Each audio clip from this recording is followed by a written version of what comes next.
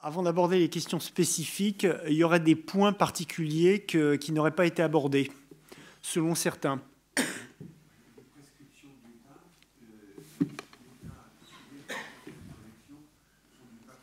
Oui, ouais. Oui, il y a eu des préemptions. Alors, vous avez des préemptions qui ont été faites sur les pièces stars de la vente du 20 décembre. C'était le rouleau de Sade et le manifeste des surréalistes. Donc, ça veut dire que l'État souhaite les acquérir par vente de gré à gré, c'est-à-dire que ça va partir au prix de marché. Mais l'effet, bien sûr, de la préemption, c'est que les œuvres qui sont considérées comme trésor national n'ont pas le droit de sortir du territoire. Donc ça veut dire que ça perd la valeur internationale que peut avoir un document de ce type, qui est bien sûr beaucoup moins élevé sur le marché français qu'elle ne l'est sur un marché international. Il est évident que si on vendait le rouleau de Sade à New York par Sotheby's, ça atteindrait des valorisations qui seraient beaucoup plus importantes que celles qu'on aura de gré à gré dans le cadre d'une préemption. Donc ça, c'est une chose. D'après Agut, ça va représenter une valorisation qui va être significative. Ça fait partie des très belles pièces, voire les plus belles de la collection Aristophile. Mais bon, évidemment, c'est dans le cadre d'indivision. Après, il faut que ce soit réparti. Et quand on a une réflexion sur ce que pourrait être le résultat de cette répartition au regard du prix probable dans le cadre d'une vente de gré à gré, on s'aperçoit que malheureusement, on n'échappe pas, encore une fois, à un ratio assez faible qui approche les 10%, 10-20% dont on a parlé pour les indemnisations une fois que ça arrivera entre les mains des personnes physiques. Donc, on comprend très bien l'espoir que les clients portent sur le résultat de ces ventes. Et vous étiez nombreux à être présents lors des ventes le 20 décembre. Le problème, et c'est ce qu'on dit depuis le début de cette affaire, c'est que de toute façon, le système étant vicié dès le départ, les prix étant faussés dès le départ, les réalités du marché, malheureusement, et vraisemblablement, ne permettront pas de couvrir la totalité des préjudices.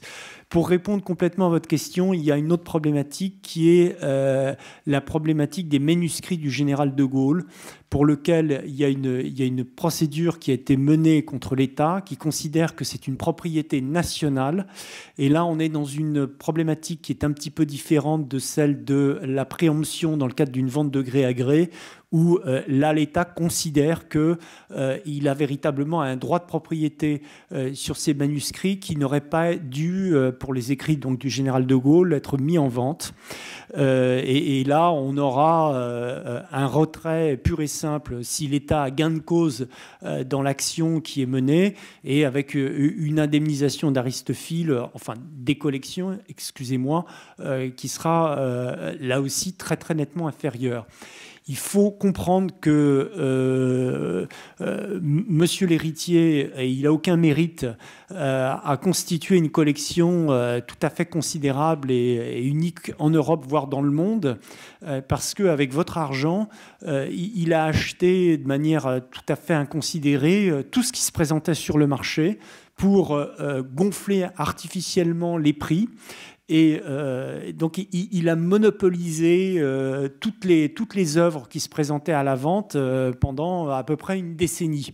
Donc, il a accumulé tout un ensemble d'œuvres qui sont étroitement liées à l'histoire française. Bon, il y a beaucoup d'écrits de Bonaparte à Joséphine, mais de documents qui concernent toute la période napoléonienne. Vous avez évidemment des incunables de la littérature française qui sont de très très belles pièces. Donc forcément, ces pièces-là ont un intérêt historique pour le pays, et donc elles sont très souvent sujettes à revendication ou à préemption, et ça, malheureusement, c'est de nature à venir réduire la valeur des œuvres puisqu'elles ne peuvent pas être vendues sur un marché international.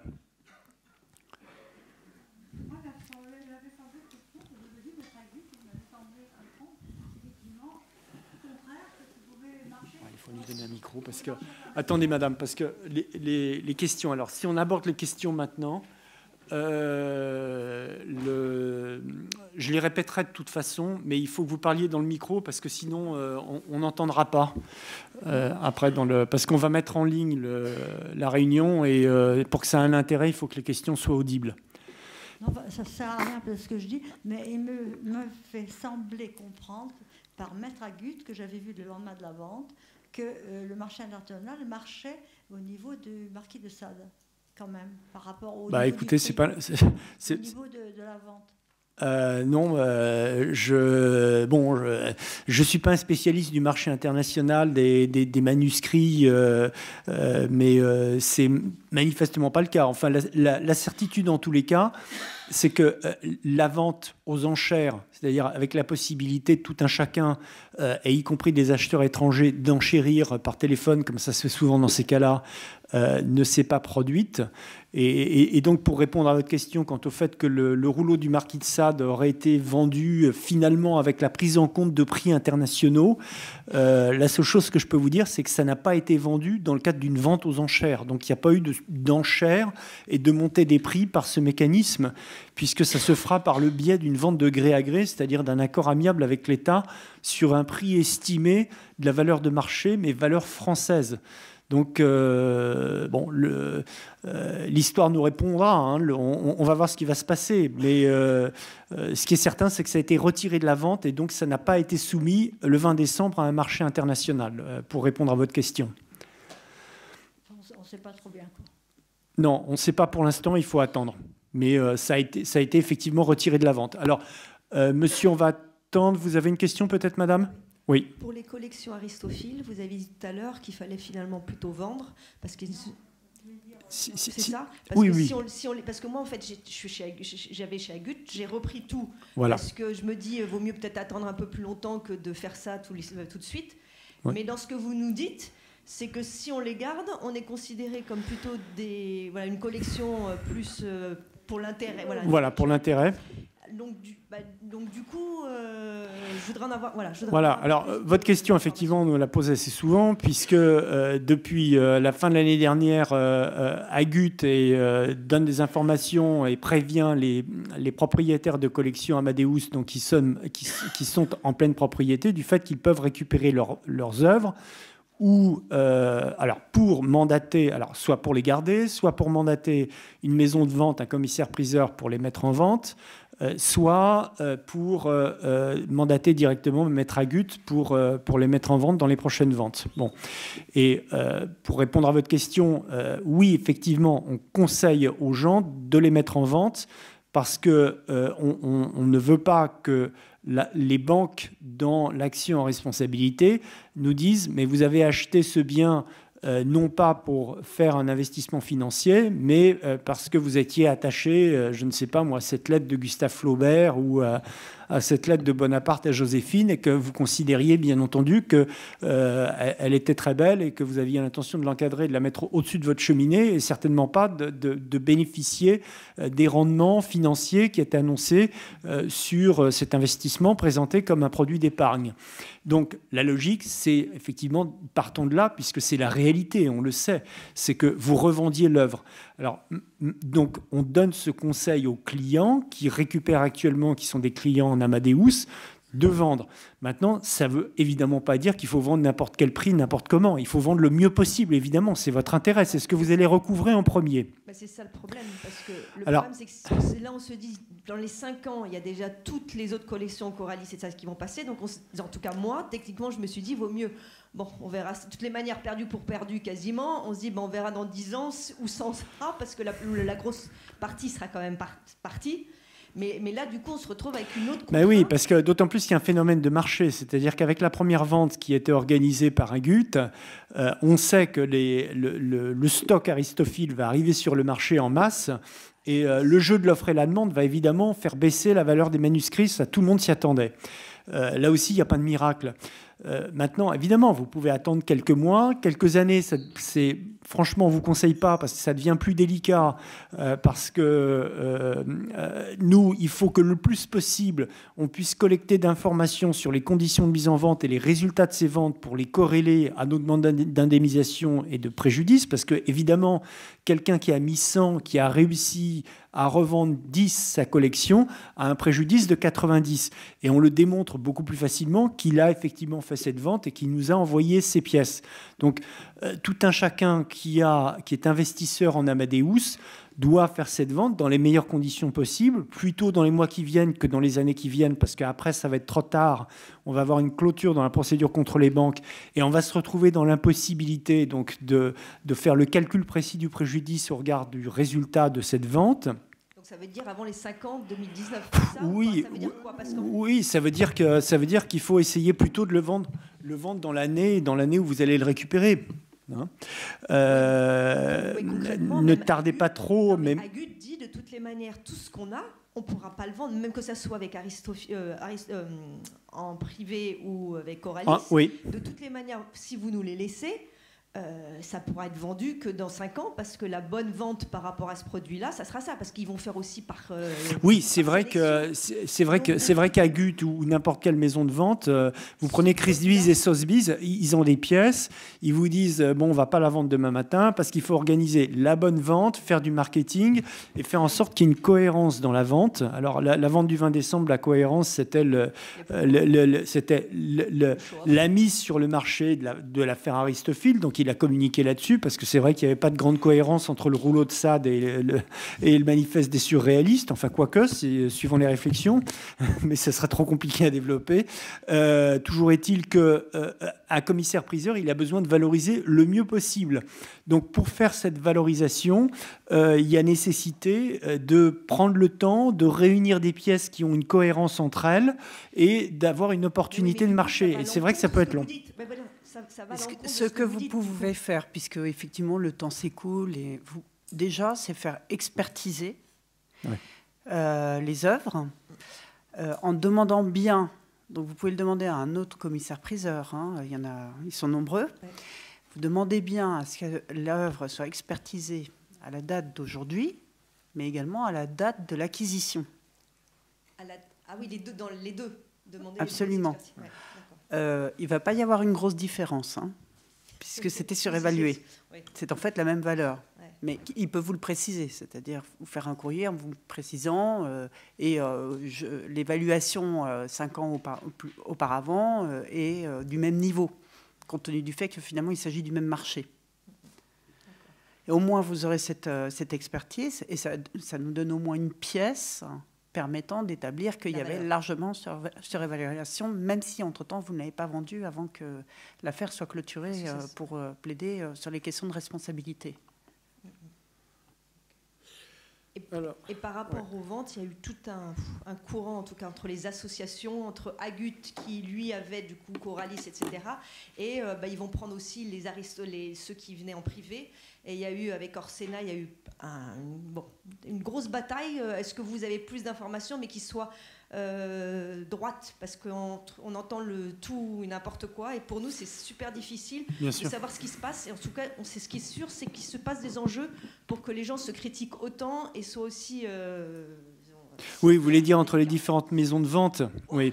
Oui, il y a une concurrence commerciale qui est très forte. C'est pour ça que nous, on prend pas directement parti, parce que c'est votre responsabilité aussi. On ne veut pas être responsable sur les conditions de mise en vente. On ne peut pas tout faire non plus.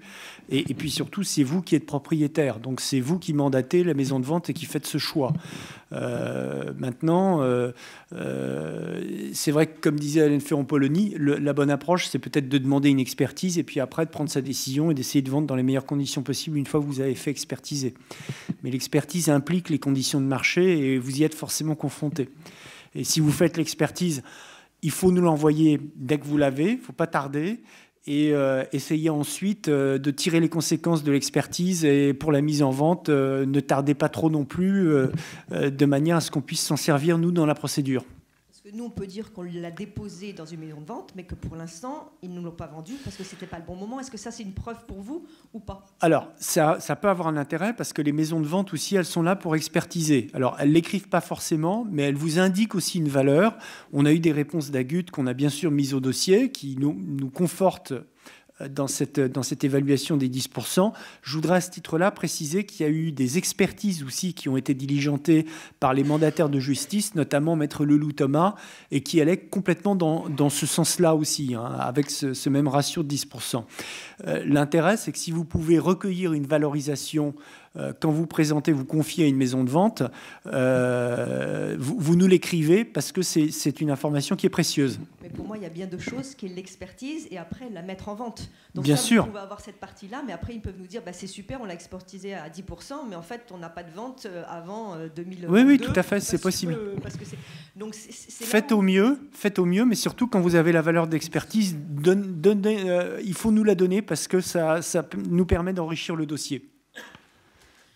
Bonjour, moi je voudrais juste revenir sur la partie constitution de partie civile.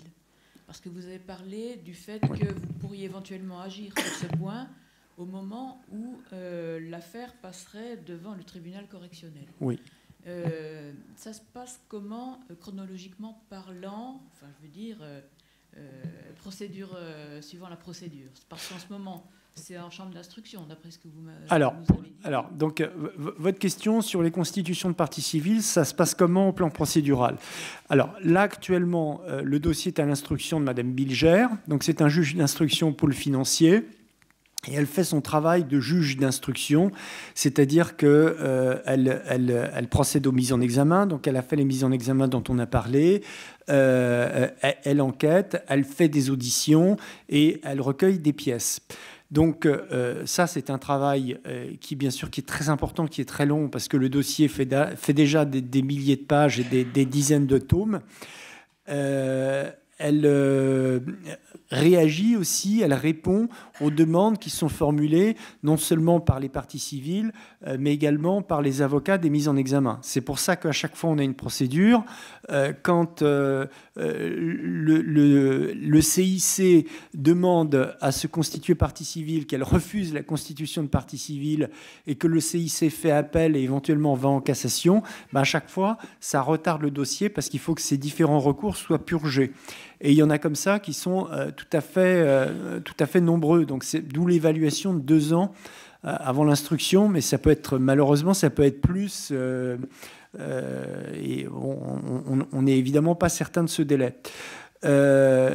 Alors, votre question sur savoir quand est-ce qu'on va se constituer partie civile? Alors, pas d'inquiétude, tous les clients tous les clients de notre cabinet seront constitués partie civile.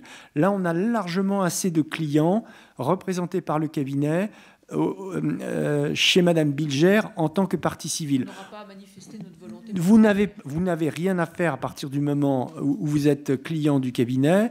Et on va gérer dans le futur d'autres vagues de constitution de partie civile qui interviendront plus tard, à un moment où ce sera moins bloquant pour l'instruction, c'est-à-dire au stade du renvoi devant le tribunal correctionnel qui interviendra plus tard.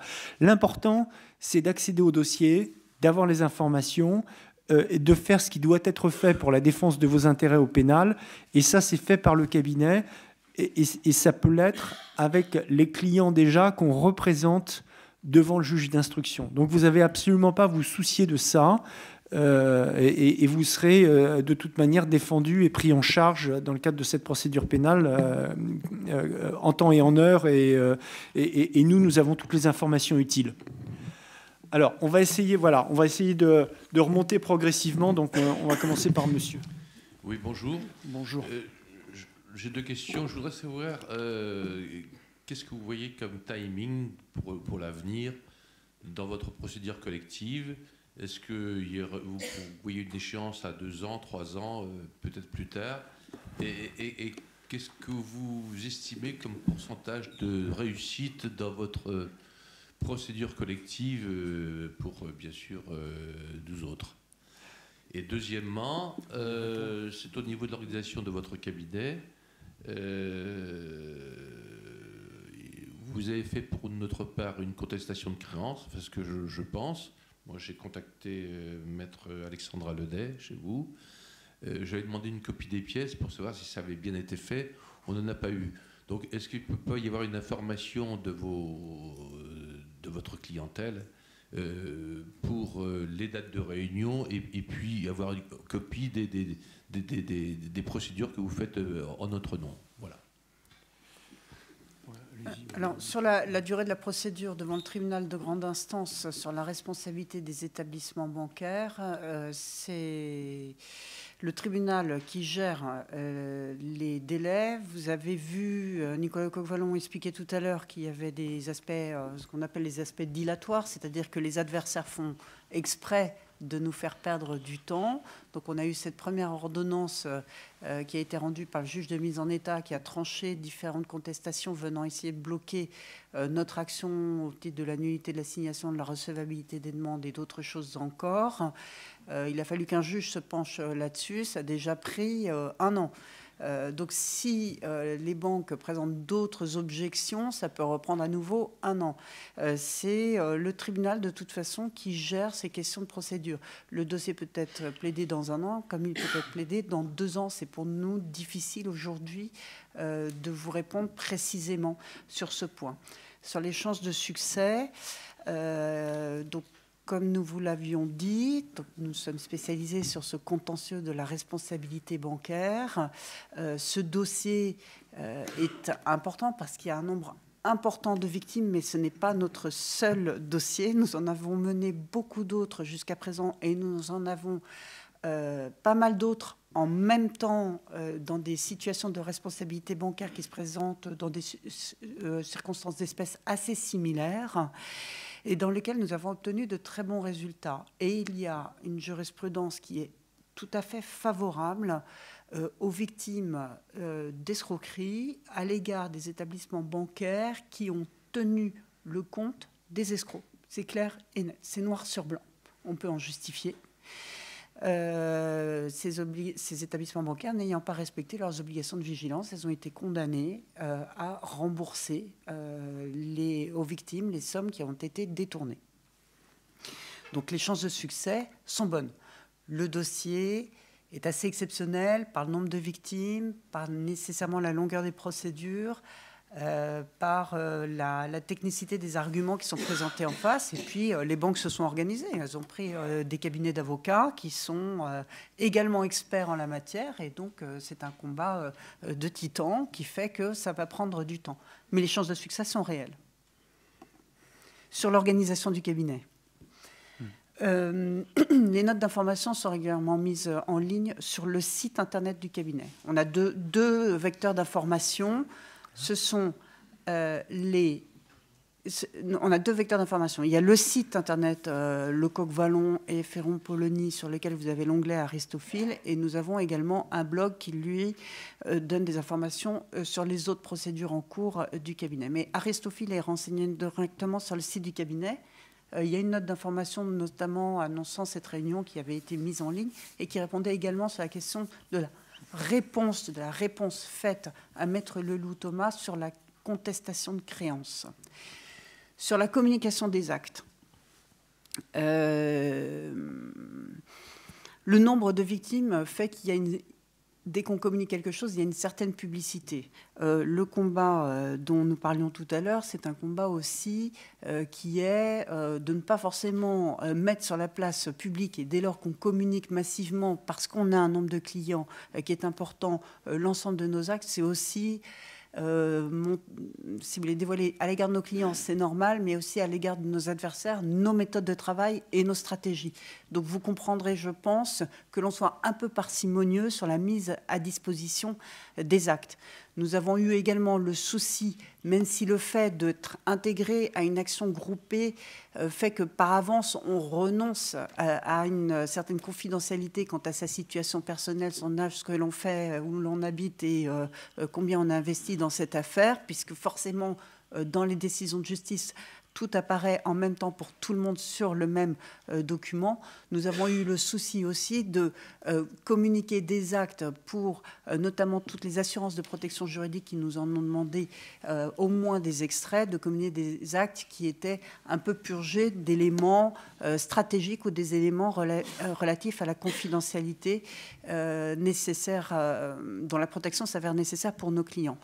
Mais nous ne retenons pas particulièrement d'informations, mais c'est vrai que nous avons fait cette réponse à cette contestation de créance par un courrier qui est commun à l'ensemble de nos clients et qui a bien été réceptionné effectivement par Maître Leloup Thomas. Et ce courrier a été envoyé donc fin décembre 2017. Il est à jour de l'ensemble des clients qui nous ont mandatés. Donc la réponse a été faite pour tout le monde. Donc tous ceux qui ont reçu le courrier, et d'ores et déjà tous ceux qui sont ici, qui ont reçu le courrier et qui nous ont, de Maître Leloup Thomas et qui nous ont mandatés, ont bien fait l'objet d'une réponse à contestation de créance. Monsieur. Je voudrais compléter.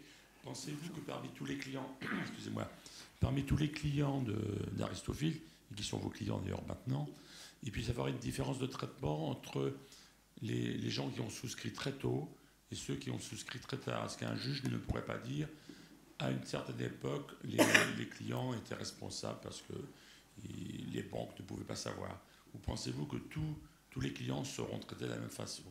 Alors, votre question quant à savoir si les clients seront traités de la même façon, tous les clients seront traités de la même façon suivant la date à laquelle ils vont intervenir dans la procédure. Il y en a qui sont dans la procédure depuis le début et d'autres qui vont intervenir beaucoup plus tard. La réponse est simple, c'est que le traitement sera identique. Et le fait, puisque vous êtes tous des investisseurs victimes du désastre Aristophil qui a éclaté au mois de novembre 2014, donc vous avez tous un cas de figure qui est de ce point de vue-là à peu près identique, c'est-à-dire que vous êtes tous antérieurs dans vos adhésions au produit Aristophil à novembre 2014, puisqu'évidemment la société a été fermée, Dieu merci, elle a arrêté de nuire, elle a été fermée à compter du mois de novembre 2014. Maintenant, antérieurement, après, les situations sont un petit peu différentes. Il y a pas mal de gens qui étaient en voie d'obtenir une passerelle ou même un paiement au mois de novembre 2014, puisque bien sûr les choses se sont accélérées. Et vous avez des investisseurs qui ont vu le vent venir et qui ont souhaité quitter Aristophil et récupérer leur argent. Donc c'est bien que vous en parliez parce que c'est des situations spécifiques qu'on rencontre avec des clients qui sont finalement de purs chirographaires. Ça veut dire qu'ils ont juste une créance en argent, ils n'ont même plus de manuscrits. Pourquoi ? Parce que Aristophil leur avait racheté les manuscrits, leur collection, juste avant de faire faillite, et qu'ils devaient avoir un chèque, ou ils avaient un chèque entre les mains au moment où elle a fait faillite.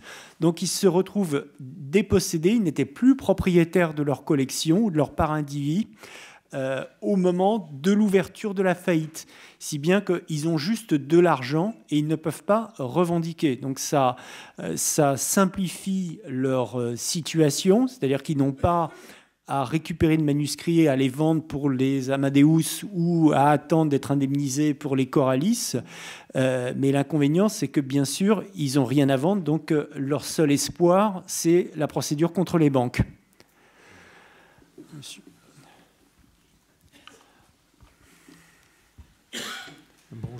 Bonjour maître. Dans une perspective optimiste, vous avez évoqué la fin du procès pénal, c'est-à-dire un jugement définitif dans 5 ans, une instruction a priori qui se terminerait, qui serait clôturée dans 2 ans.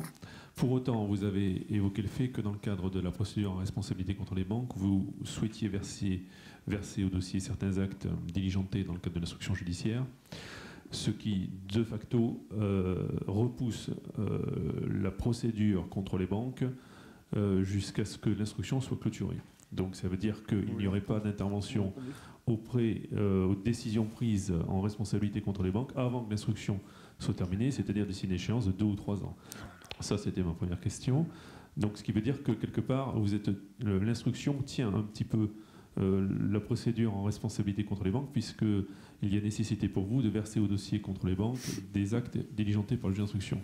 C'était ma première question. La deuxième question était la suivante. Est-ce que vous pensez que les banques iront jusqu'à un procès devant une juridiction civile, ou est-ce qu'à un moment donné, elles transigeront face à la charge du dossier que vous seriez à même de verser? Vous voulez répondre? Alors, l'articulation, instruction, procédure en responsabilité contre les banques, administration de la preuve, Alors, c'est délicat. Là, on ne va pas vous dire exactement comment est-ce que nous, on gère ces délais-là et de quelle manière nous espérons bien pouvoir plaider malgré tout au plus vite l'affaire en responsabilité contre les banques. Sachez d'ores et déjà qu'on a quand même beaucoup de pièces et qu'on a déjà des justificatifs concernant la mise en cause tant du CIC que de la Société Générale pour un bon nombre d'entre vous dans le dossier.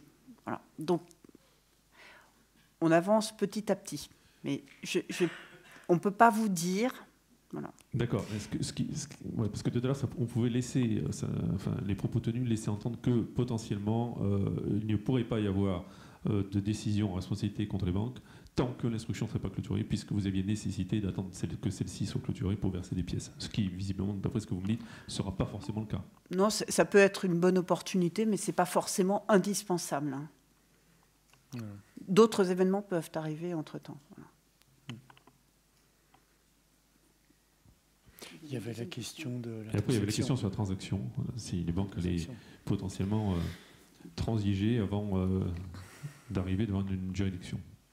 Alors, on peut toujours obtenir un accord avec la partie adverse, même après avoir plaidé le dossier et jusqu'à ce que le jugement, la veille du prononcé du jugement. Encore faut-il qu'elles en aient la volonté, si vous voulez. Nous ne doutons pas que du point de vue des victimes, un remboursement en tout ou partie des sommes perdues constitue évidemment la base d'une transaction. Après, tout est une question de rencontre des accords, des deux accords entre les parties victimes et les établissements bancaires. Ça peut être aussi, il faut que les établissements bancaires en émettent le souhait, puisque de toute façon, nous sommes en demande, elles savent exactement ce que nous sollicitons pour vous, donc à elles de fixer le curseur si elles souhaitent mettre fin à ce dossier quant au montant en contrepartie duquel on pourrait se mettre un terme à la procédure. Il peut y avoir aussi, ça arrive régulièrement dans ces dossiers, y compris dans ces affaires de responsabilité bancaire, dans des dossiers complexes comme celui-ci, associés à des procédures pénales, une volonté émise par le juge civil que nous avons saisi, que les parties se mettent d'accord. Et il peut très bien proposer une procédure de médiation judiciaire. Ça n'a pas été fait à ce jour, mais ça nous est déjà arrivé dans des dossiers qui étaient largement engagés depuis 1 an ou 2 ans, que le juge invite les parties à se mettre d'accord, à discuter avec un ou plusieurs médiateurs judiciaires en fonction de la complexité du dossier. C'est évidemment un signe, si vous voulez, qui est envoyé par le tribunal, sur lequel, dans l'intérêt de tous, et donc tout le monde comprend ce que ça veut dire, dans l'intérêt de tous, ce serait mieux de trouver un accord. Ça n'a pas encore été formulé dans ce dossier, mais ce n'est pas du tout exclu que cela arrive un jour. Alors, je voudrais juste dire un mot en complément de ce qui a été dit par Hélène Ferrand-Polony sur les transactions.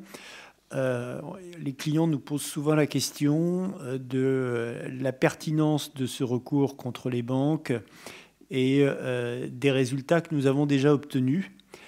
Bien entendu, on a pris le temps de construire un dossier et quand on a pris ce dossier, on savait qu'il y a de la jurisprudence favorable sur des cas identiques, c'est-à-dire des activités illicites assimilables à une pyramide de Ponzi qui font des victimes, un très grand nombre de victimes et pour laquelle la responsabilité de la banque a été judiciairement reconnue et pour laquelle la banque a été condamnée à payer tout ou partie du préjudice. Alors après, de quelle manière c'est couvert? Est-ce que c'est une couverture totale ou partielle? C'est un autre débat. Mais il y a des fondements et quand telle ou telle personne nous dit j'y crois pas, on a le droit d'être pour ou d'être contre, évidemment. Mais avant d'avoir une opinion, il faut quand même regarder la jurisprudence. Or, la jurisprudence est positive de ce point de vue-là. Il y a des textes et il y a des décisions de justice qui les appliquent et qui condamnent. Donc il y a un résultat concret. C'est pour nous un investissement considérable, une prise de risque, parce que au-delà des calculs que chacun peut faire sur ce que représentent les forfaits et les mandats collectés par notre cabinet, les charges sont énormes puisqu'on est obligé d'embaucher des collaborateurs, des secrétaires, etc., de louer des salles et j'en passe, pour financer ces procédures.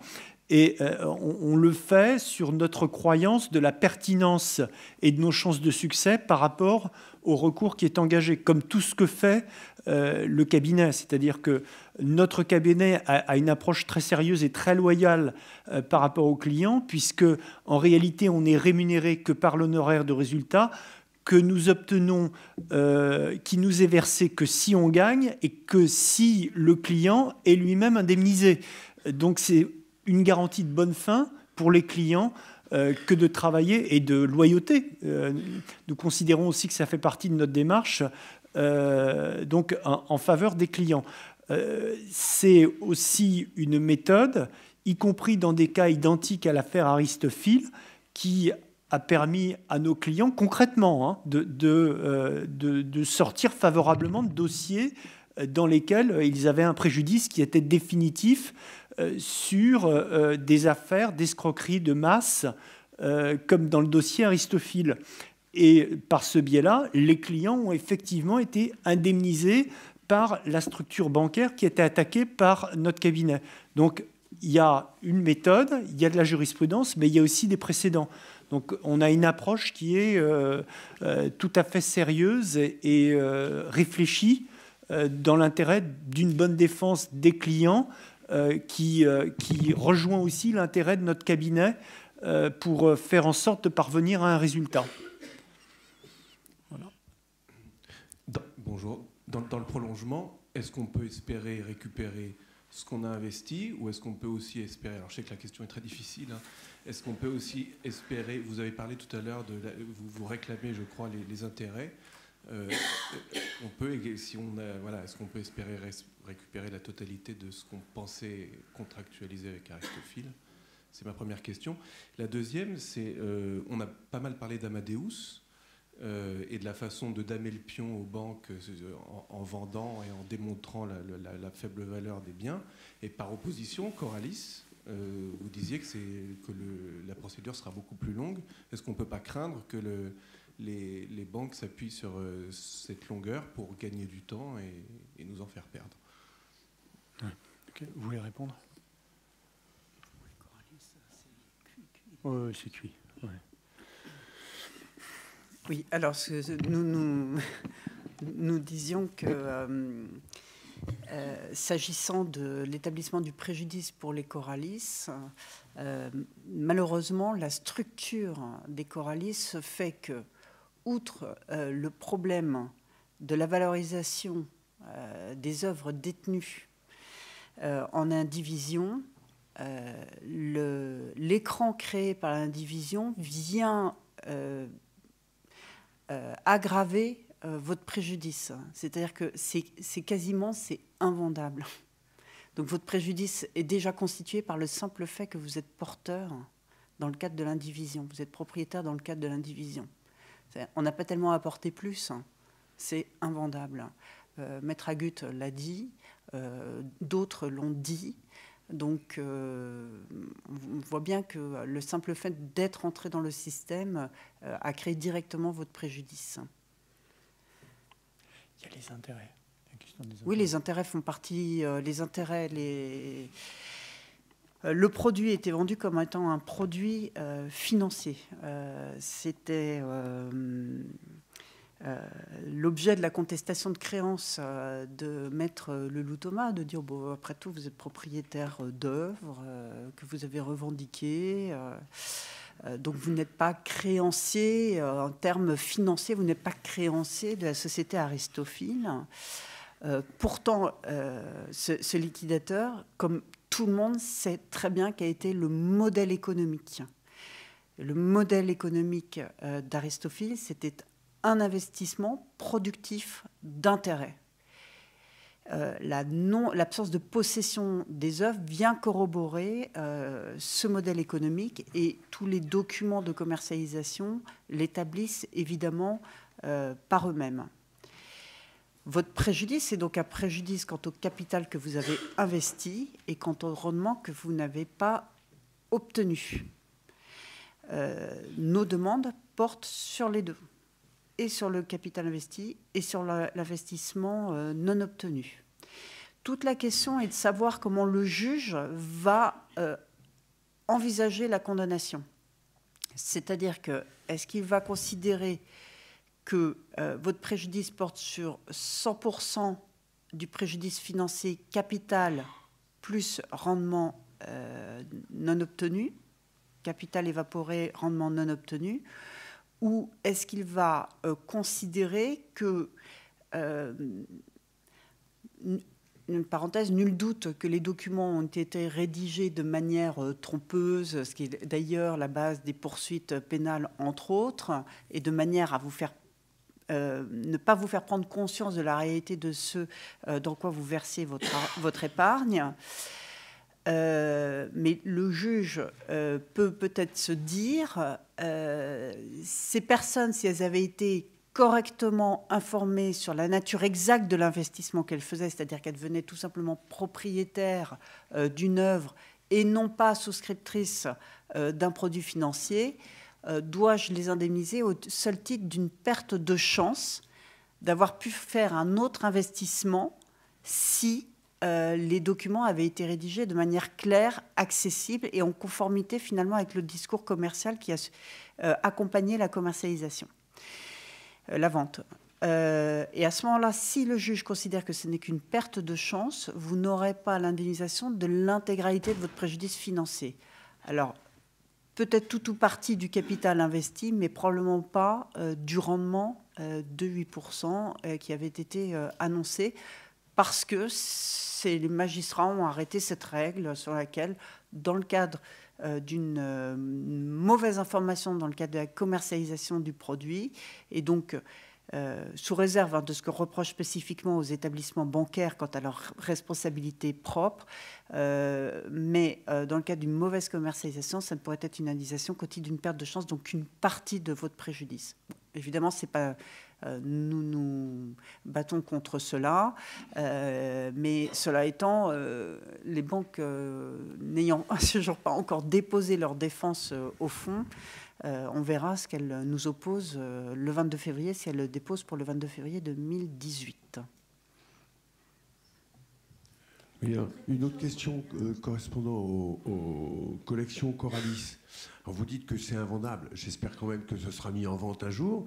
Mais est-ce qu'il faut, pour pouvoir les mettre en vente, que la totalité des copropriétaires fassent une demande de mise en vente? Comment ça se passe pratiquement? Une autre question, qui paye les frais de conservation et d'assurance des œuvres à l'heure actuelle? Parce que tout ça, c'est l'ardoise qui va se... Ah oui, c'est le problème. Alors, pour répondre à vos questions, monsieur, la première, c'est est-ce qu'il y a besoin pour les indivisions que Maître Hoth soit spécifiquement mandaté pour mettre en vente? Il l'est déjà par l'objet même de son mandat et de la mission qui lui a été confiée par le tribunal. Donc, il n'a pas besoin de recueillir l'accord de chacun. L'autre question qui est de savoir qui va payer les frais, et notamment effectivement les frais de garde et de conservation qui sont très importants parce que vous avez des conditions de conservation qui ont été très onéreuses, qui représentaient à peu près 800 000 € par an. Et ça, c'est vous, malheureusement, surtout les indivisaires, parce que vous vous retrouvez avec des frais qui vont être amputés, qui sont censés être amputés sur le résultat de la liquidation des indivisions. Alors, ces frais ont quand même réussi à être limités puisque le collège Maître Hoth, dans la négociation qui a suivi la mise en place des premières ventes et l'inventaire des 130 000 pièces de la collection Aristophile, a prévu que, à partir du moment où il en prenait possession, c'est maître Agut qui paye de sa poche, si je puis dire, les frais de conservation des œuvres, ce qui est quand même une économie tout à fait considérable, conforme à l'intérêt collectif des victimes. Donc on peut imaginer que les frais seront limités de cette manière-là. Maintenant, il y a quand même des frais de mise en vente, parce qu'évidemment, les maisons de vente vont prendre des honoraires quels qu'elles soient, puisque au terme de l'accord passé, ce n'est pas forcément la maison Agut qui vendra tout. Ces frais vont venir s'imputer, et puis après, vous aurez les frais de l'administrateur. Donc, effectivement, les collections Coralis vont être pénalisées par cet aspect collectif dont vous parlez, Hélène Ferron-Polony, et qui en soi déjà est préjudiciable quand vous l'ajoutez à la surévaluation de la valeur des œuvres et à la confusion qui régnait dans la gestion de ces collections. Oui, alors j'ai une question pragmatique. Comment peut-on être sûr que nos dossiers ont bien été pris en compte au pénal? Parce que moi, j'ai envoyé mon dossier, j'ai reçu l'accord d'honoraires que vous m'avez renvoyé, mais je ne suis pas du tout sûr que mon dossier soit bien pris en compte au pénal. Donc, je n'ai pas eu de papier me disant votre dossier a bien été pris en compte. Oui, parce qu'on a, comme nous disions tout à l'heure, nous gérons le nombre de personnes qui sont parties civiles au pénal pour éviter que donc tout le monde n'est pas constitué partie civile au pénal, et puis ça n'a pas d'intérêt aujourd'hui que tout le monde le soit, puisque vous avez le droit de vous constituer partie civile juste avant que le procureur, quand l'affaire sera convoquée devant le tribunal correctionnel de Paris, le procureur prenne ses réquisitions. Donc, même si vous voulez, cette affaire-là, elle va prendre des semaines le jour où elle sera plaidée au pénal, et on peut déposer des conclusions de constitution de partie civile juste avant que le procureur prenne ses réquisitions à l'encontre des prévenus. Donc c'est vous dire si les constitutions de partie civile, vous pouvez encore le faire pendant des années.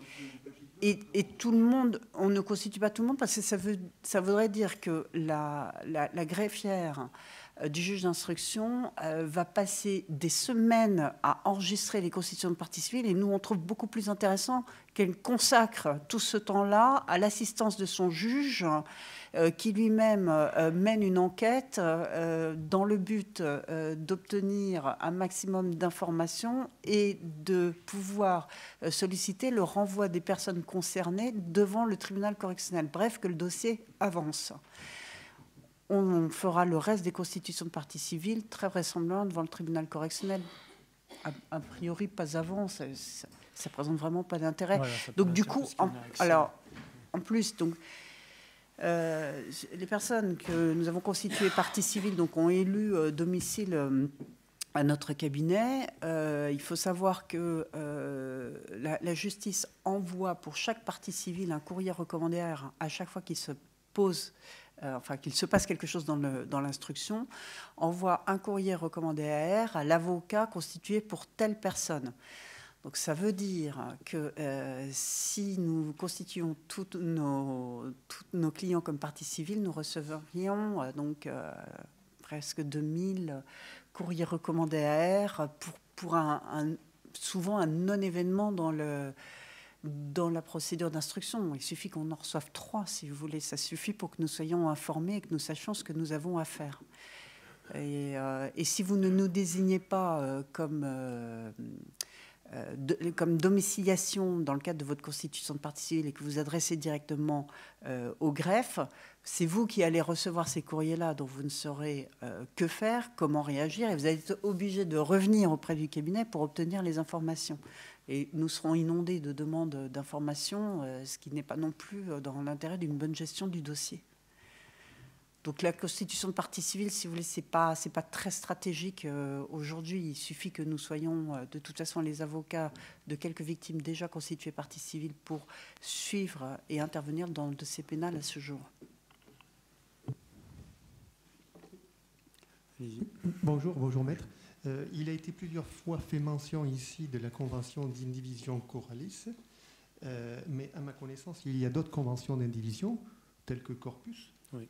Est-ce que c'est pareil pour les autres conventions d'indivision? Oui, vous avez raison, il y a les corpus scripturales et le raisonnement est le même, puisque vous êtes en présence vous êtes possesseur de parts indivises d'une collection de manuscrits, d'ailleurs comme pour les Coralis, dont la composition exacte n'est même pas connue. C'est tout le problème, enfin c'est une partie du problème. Et vous avez raison de poser la question. Il y a donc deux catégories de collections en indivision. Vous avez les Coralis et les corpus scripturales, oui. D'accord. Et les raisonnements sont les mêmes. Hein. On a la même problématique de frais, de collectivisation du préjudice et de l'indemnisation. Et donc, forcément, ça rend les choses plus difficiles, moins efficaces quant à l'indemnisation, plutôt que d'être en propriété directe dans une collection Amadeus. Très bien, merci. Je vous en prie.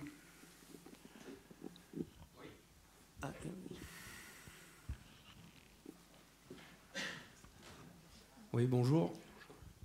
Ouais, j'ai deux questions. La première, c'est vous assignez donc deux banques en particulier. Tous les investisseurs, leurs chèques n'ont pas été déposés dans ces deux banques. Donc, est-ce que la procédure est différente et l'impact sur les investisseurs est différent si on n'est pas sur le CIC ou Société Générale? Et la deuxième question, je rebondis sur les frais de garde. Est-ce qu'après la vente, on a un risque que le bilan soit négatif entre les frais de gestion, les frais de vente, les frais de garde, et qu'on vienne nous chercher pour continuer à payer quelque part ce qu'on pourrait avoir à payer? Est-ce qu'il existe? Vous voulez répondre? Je réponds. Ouais.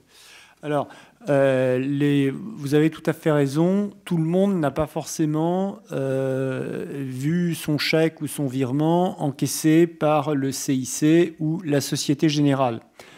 Alors, c'est intéressant d'aborder cet aspect-là parce que vous savez que dans la liste des pièces à fournir pour l'adhésion au recours de notre cabinet, on précisait bien que les clients devaient être dans la mesure du possible. Alors, on sait que c'est difficile. La plupart du temps, les investissements ont été faits par chèque.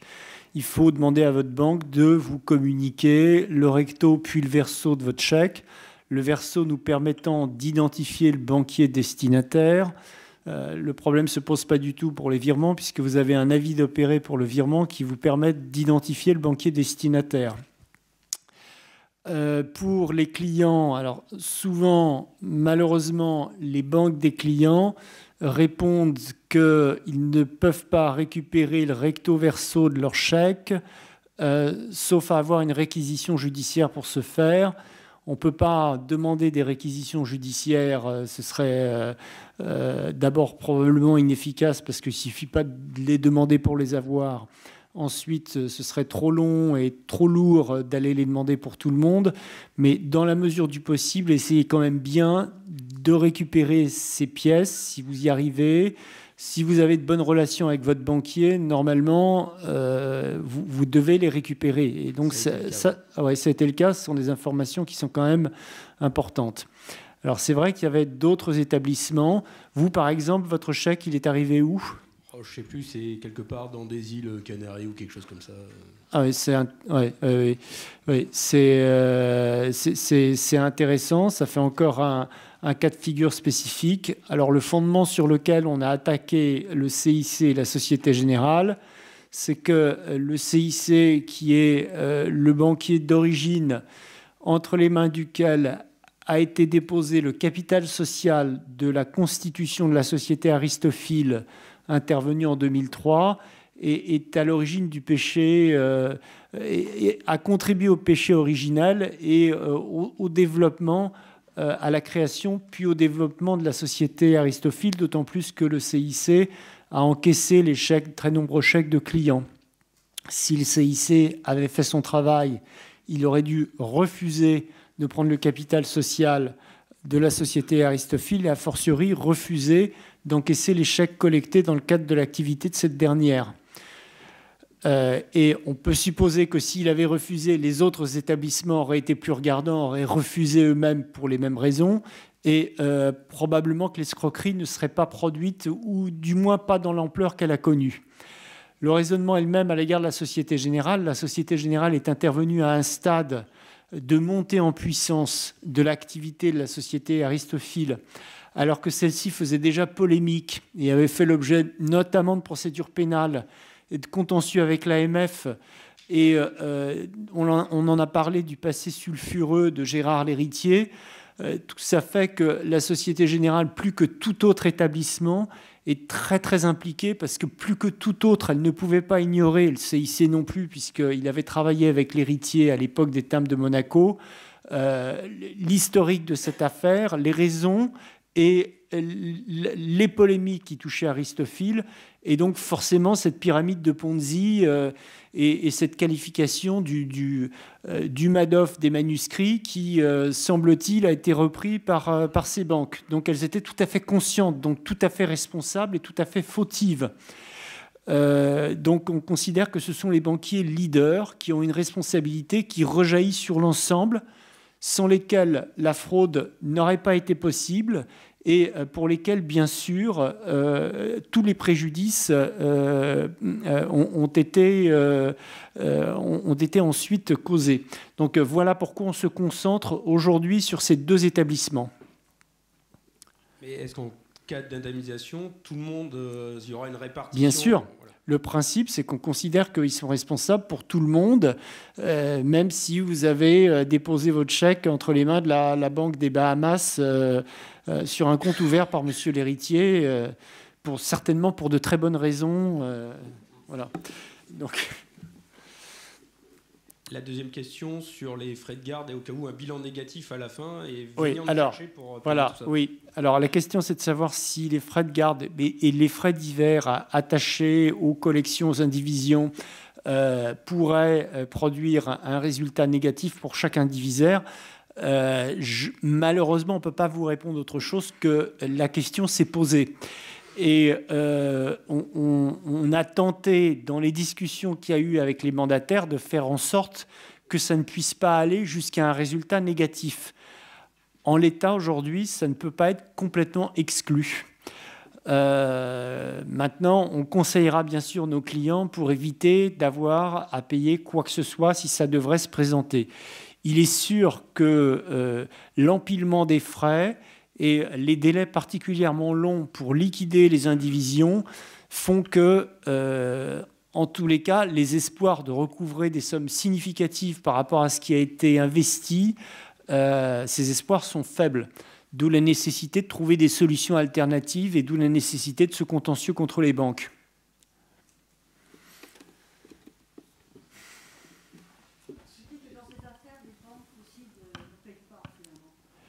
Alors, Madame me dit...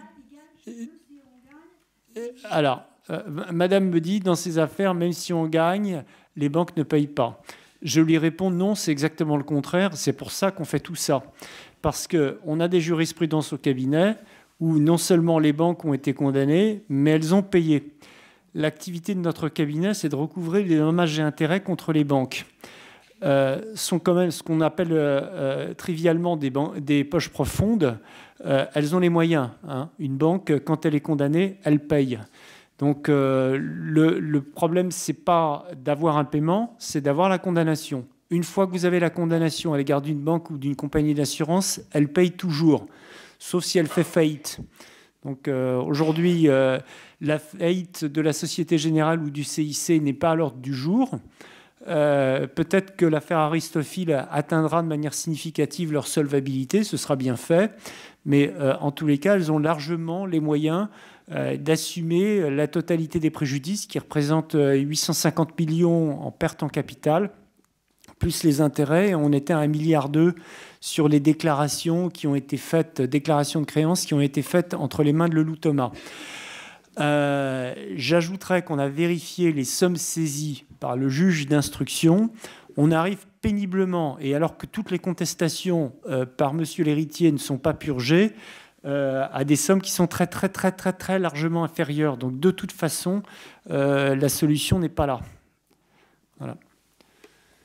Oui, bonjour. Je voulais revenir effectivement sur les ventes aujourd'hui. Il semblerait qu'il y ait un amalgame entre la vente judiciaire et la vente classique, si vous voulez, comment dirais-je, par la vente traditionnelle aux enchères. Voilà. On l'a vu lors de la vente du 20 décembre, effectivement, tout était mélangé. Et on sait très bien que les prix de vente d'une vente judiciaire n'ont rien à voir avec une vente aux enchères traditionnelles. Donc qu'est-ce qu'on peut faire par rapport à ça, vis-à-vis effectivement de Maître Hoth et Maître Agut, mais surtout Maître Hoth, j'imagine. Vous voulez répondre ? Bon. Alors,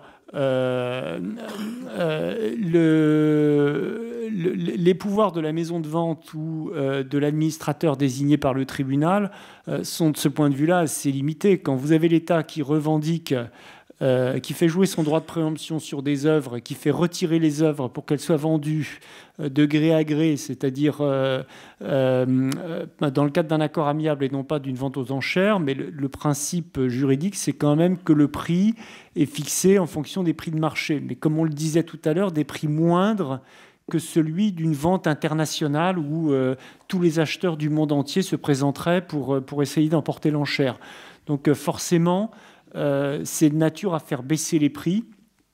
Et les moyens d'action sont, selon nous, très réduits de ce point de vue-là, parce qu'on en parlait aussi tout à l'heure. L'État considère qu'il y a une valeur historique qui est attachée à certaines pièces et les revendique à ce titre-là.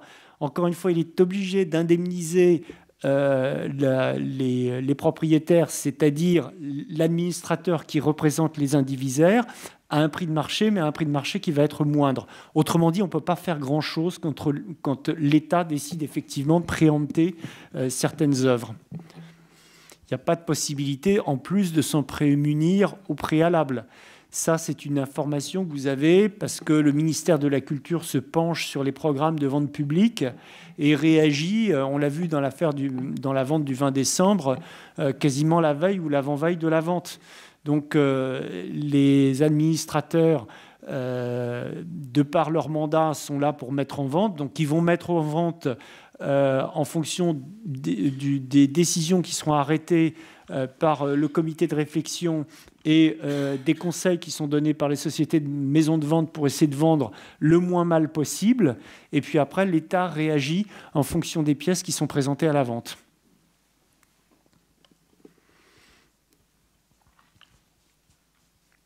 Il n'y a pas grand-chose à faire. Donc il n'y a pas grand-chose à faire de ce point de vue-là, non. Non. Et d'autant plus qu'il faut aussi que les ventes se fassent, qu'on connaisse les valeurs réelles. Il faut avancer dans le processus. Ça a déjà mis beaucoup de temps. Donc, alors je sais que certaines maisons de vente sont critiquées au profit d'autres. Bon, c'est un débat dans lequel on ne rentre pas. Nous, on considère qu'il y a surtout nécessité, s'agissant de produits financiers, de réaliser les actifs pour avoir une idée de leur valeur et de la manière dont les clients vont être indemnisés s'il y a lieu. Mais tel que c'est fait, effectivement, et notamment la vente du 20 décembre, tout a été fait pour que ce soit vendu à la casse. C'est ça qui est lamentable. Ça, monsieur, c'est votre appréciation. Non, on ne rentre pas dans la polémique. Il y a certaines personnes qui disent effectivement que ça a été vendu à la casse. On fait simplement, nous, le constat que lors de cette vente, il y a des pièces qui ont été réservées et qui vont être vendues de gré à gré à l'État sur un prix de marché, que le reste a été vendu globalement, soit vendu, soit retiré, mais plutôt globalement à des prix qui étaient très, très inférieurs aux valeurs annoncées par Aristophil, et que ça, il faut quand même le savoir pour progresser dans le contentieux en responsabilité contre les banques, pour avoir une idée du préjudice de tout un chacun.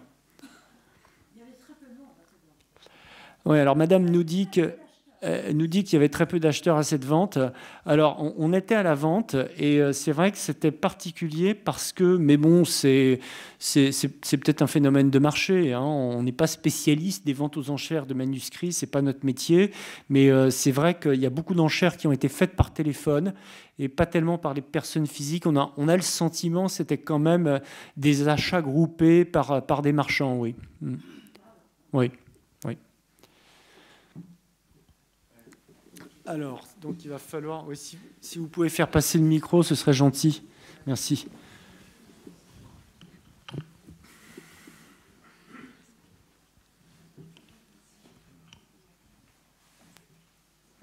Il est ouvert, oui. Oui, il est ouvert. Bonjour.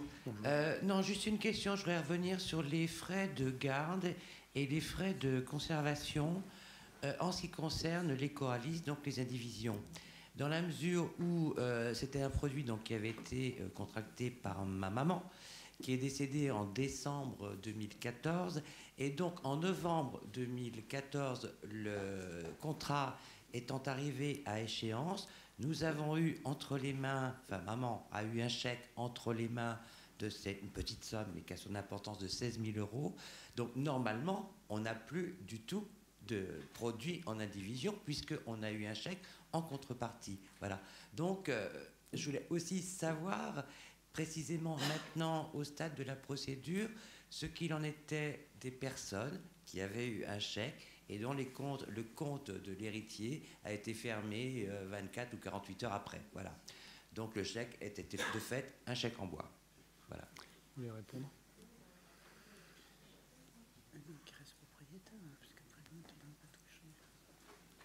Non, ils sont considérés comme chirographes. Vous avez reçu un rejet un courrier par lequel votre créance était rejetée. Enfin, c'est le banquier. Moi, je m'occupais des affaires de maman parce qu'elle était Alzheimer.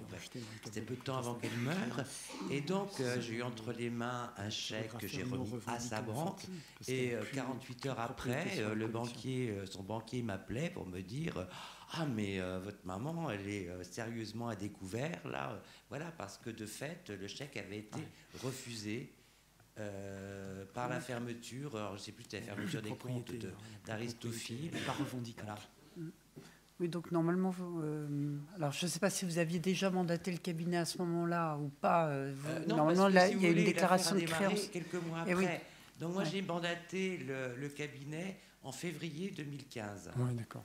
Voilà. Donc d'ailleurs, au dossier, vous avez la copie du chèque qui a été rejeté, etc., qui avait été émis sur la Société Générale par Aristophile. D'accord. C'est intéressant. Et Maître Leloup Thomas a rejeté votre créance. Vous avez reçu un courrier? Pas du tout. Ben non, justement, oui, la différence des autres, puisque pour le coup, vous êtes créance, on n'a rien eu. Voilà. J'imagine que c'est aussi donc votre créance a été admise. Hein. Oui, puisque vous aviez un chèque qui n'a pas été honoré.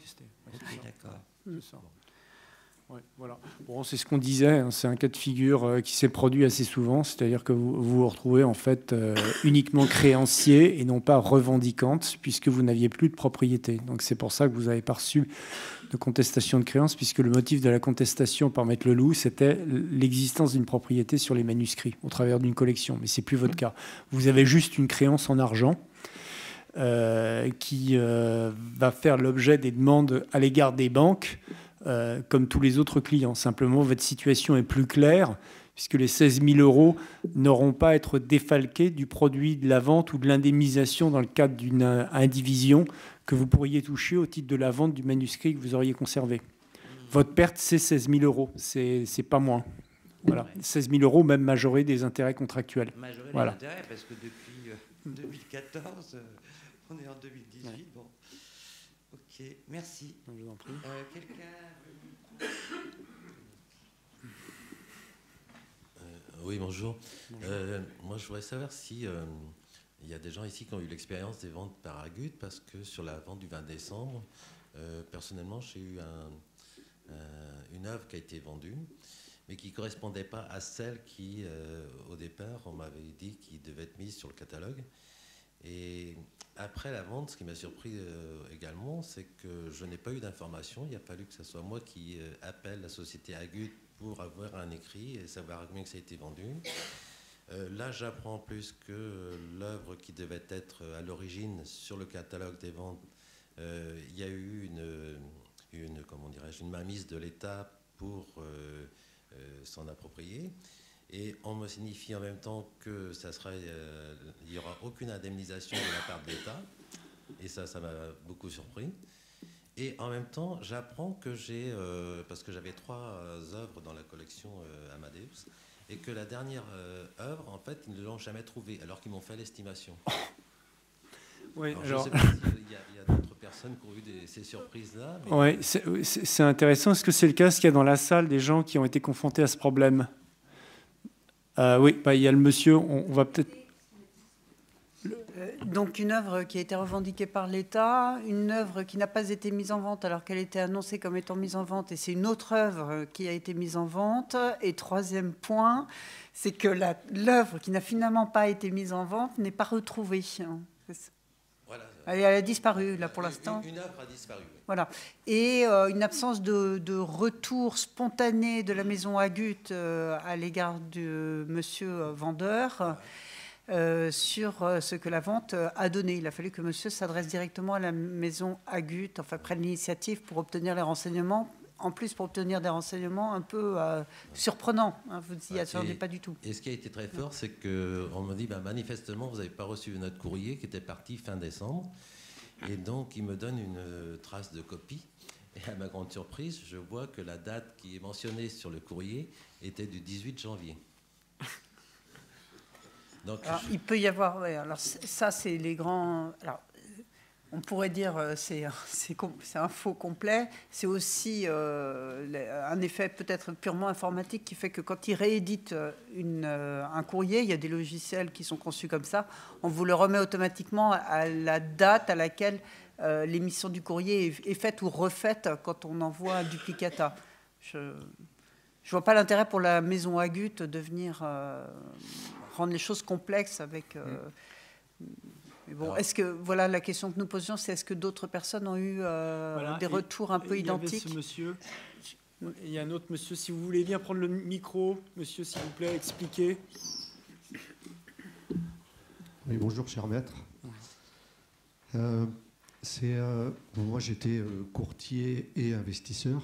Et c'est un peu similaire. C'est un de mes investisseurs qui a une grosse collection Amadeus. Qui est chez Agut. Et il manque une pièce. C'est-à-dire que la pièce maîtresse de cette collection est pas retrouvée. Alors ils disent qu'on peut la retrouver, mais aujourd'hui on ne sait pas où elle est. Et mon investisseur a souhaité récupérer sa collection aujourd'hui. Je vais lui transmettre les informations que vous avez données tout à l'heure, bien évidemment. Et c'est-à-dire que finalement, donc, il n'y a pas eu de mise en vente le 20 décembre. Pas sur sa collection. Pas sur sa collection. Et donc, il va tout récupérer, sauf l'œuvre qui a été perdue. De voilà. Cette collection qui... Mais c'est pas la première fois que ça se produit. Et donc, ce sera intéressant, comme pour le monsieur qui vient de parler, qu'on puisse prendre vos coordonnées pour qu'il y ait un suivi spécifique. Parce que c'est très éclairant de voir la manière dont ce type de problème va être réglé. De la même manière, donc, évidemment, votre client va demander une expertise auprès d'une autre maison de vente, j'imagine, ou d'un expert de la collection. C'est intéressant aussi de savoir, hormis la pièce qui a été perdue, ce que ça donne, surtout si c'était une belle collection. Qu'est-ce que c'était comme objet ? C'était une collector, une Amadeus à 300 000 €. Vous savez, les spécifiques. Oui, ok. Et bon, prestige. C'est pas un collector, mais prestige. Ok. C'était pas des planches de BD par hasard? Non. Non, d'accord. Bon, écoutez, on va en parler plus spécifiquement, mais il faudra que vous veniez nous voir.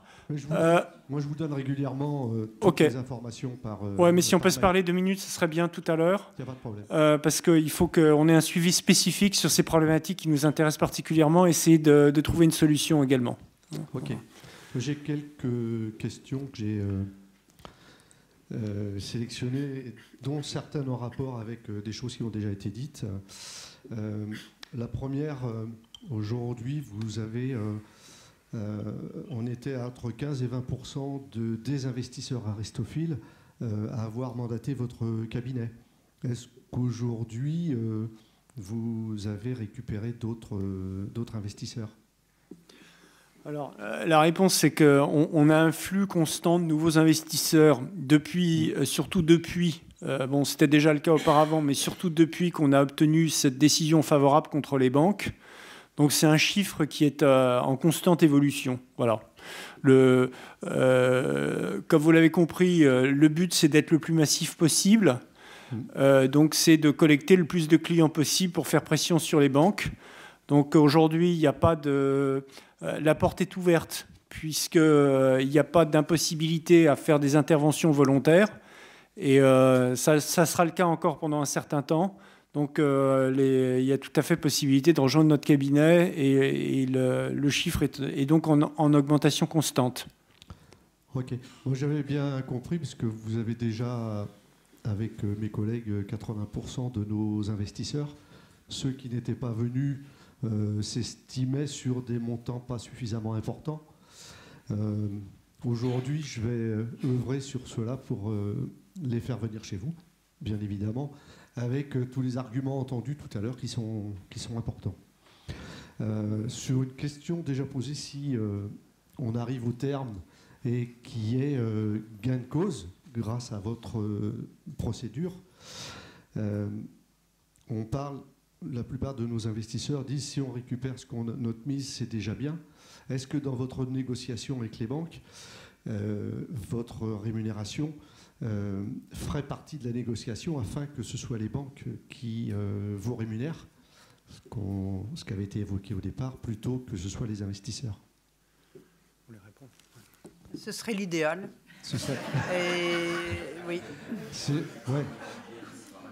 Je sais que c'est votre volonté, vous l'aviez déjà annoncé au départ, mais en sachant que dans votre négociation, je parle pour eux et pour moi, puisque je suis aussi investisseur, que vous vous battrez pour que ce soit ça. Oui, tout à fait. Et puis, déjà devant le tribunal, bon, ça fait partie de nos demandes, puisqu'on demande à ce que vous soyez indemnisé des frais de procédure. Une information tout à fait transparente nous impose quand même de vous dire que, quel que soit le type de contentieux, et pour ceux qui ont déjà engagé ou subi des procédures judiciaires, ils le savent. Quand vous obtenez des condamnations, vos frais d'avocat sont quand même rarement couverts en totalité par les sommes qui sont attribuées par le tribunal pour ce faire. Si vous voulez, idéalement, ce sont des opérations blanches, c'est-à-dire que le client récupère tout ce qu'il a perdu et en plus, il se fait rembourser ses frais d'avocat. Les condamnations sont prononcées par le tribunal, il peut arriver que ça ne fasse pas exactement la jonction. Bon. Si l'essentiel est récupéré, si vous voulez, pour nous comme pour le client en général, hein, quand la condamnation est prononcée, c'est qu'il a gagné, l'objectif est malgré tout atteint, parce qu'on reviendrait de loin. Que exactement le client soit couvert de l'intégralité de ses frais, ce n'est pas toujours le cas avec les procédures judiciaires. Dans le cadre d'une négociation, tout dépend de ce que la partie adverse accepte de régler, bien sûr. Et dans les transactions que nous avons obtenues dans des affaires avec un nombre important de victimes, nous avons toujours eu une couverture pour les frais de procédure. Pas toujours la totalité, mais une bonne partie des frais de procédure quand même. Ok, merci. Sur les ventes, alors les Amadeus, a priori plus rapidement, et les collections Coralis, est-ce que lorsqu'il y a constat de vente, vous allez modifier les déclarations de créances par rapport à ce qui est déjà fait auprès des banques, puisque nous, on est en négociation, votre cabinet envers les avocats des banques. Est-ce que j'ai été clair dans ma question? Oui, mais simplement, on n'a pas encore fait concrètement, mais de toute façon, on le fera. Oui, c'est le principe. Oui, c'est-à-dire que les sommes que vous percevrez à l'issue de la vente, encore faut-il en voir la couleur. Oui. Voilà, donc évidemment, il faut nous tenir informés, ça c'est évident. Il faut nous tenir informés parce que ça impacte votre préjudice. En plus, comme vous savez que le principe de la procédure groupée, c'est aussi de créer une synergie entre l'ensemble des victimes celui dont l'œuvre a été vendue et qui en retire, disons, 200 €, bien qu'il l'ait payé 4 000 ou 2 000, bon bref, permet de montrer à celui qui n'a rien perçu que le préjudice de celui qui n'a rien perçu est de 100% de ce qu'il a investi. De l'autre côté, celui qui a perçu son prix de vente n'est pas lésé puisqu'il a perçu, aussi faible soit-il, un prix de vente quand même, et que nous réclamerons donc la différence. La pertinence de notre procédure, c'est d'être cohérent sur les chiffres, et qui correspond à une situation réelle. Donc il faut nous tenir informés des sommes qui seront perçues à l'issue des ventes, ce qui nous permet en même temps non seulement d'ajuster votre préjudice, mais de conforter la position de ceux qui n'ont rien perçu du tout et pour lesquels le préjudice reste définitif. Bon, ça, ok, merci.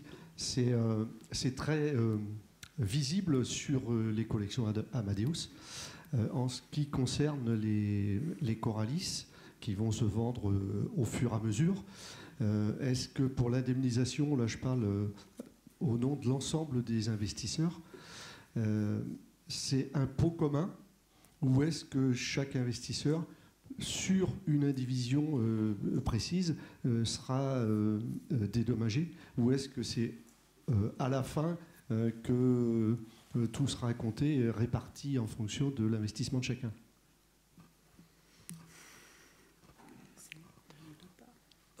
Oui, c'est en fonction du nombre de parts, des répartitions qui existent. Bon, après, c'est le mandataire qui va agir. Alors, en fait, c'est vrai que ces indemnisations sont beaucoup plus problématiques que dans les collections en pleine propriété, parce qu'effectivement, ça doit passer par l'administrateur qui est censé faire une répartition. Pour faire une répartition correcte, il est quand même censé avoir vendu une portion significative, voire la totalité de la collection qui est concernée, d'où les délais qui sont très très longs qui sont annoncés. Et puis, in fine, la question est de savoir ce qui va arriver dans les poches des victimes et ce qui pourra éventuellement se défalquer de leur demande d'indemnisation. Donc tout ça, surtout quand on voit déjà les problèmes qui ont été évoqués par monsieur, qui ont été évoqués par vous-même sur la vente de collections Amadeus, qui sont quand même pourtant beaucoup plus simples, on imagine toutes les difficultés que ça peut poser, et notamment s'il y a des pièces composant telle ou telle collection Coralis qui ne sont pas retrouvées. Donc ça va peser aussi sur le résultat global de telle ou telle vente de telle ou telle collection. Et ça peut inciter l'administrateur à attendre justement de tout avoir vendu, tout avoir recollé, retrouvé, inventorié et vendu pour procéder aux répartitions. Parce que s'il y a des incertitudes de ce type, ça va bien sûr impacter l'ensemble de la répartition.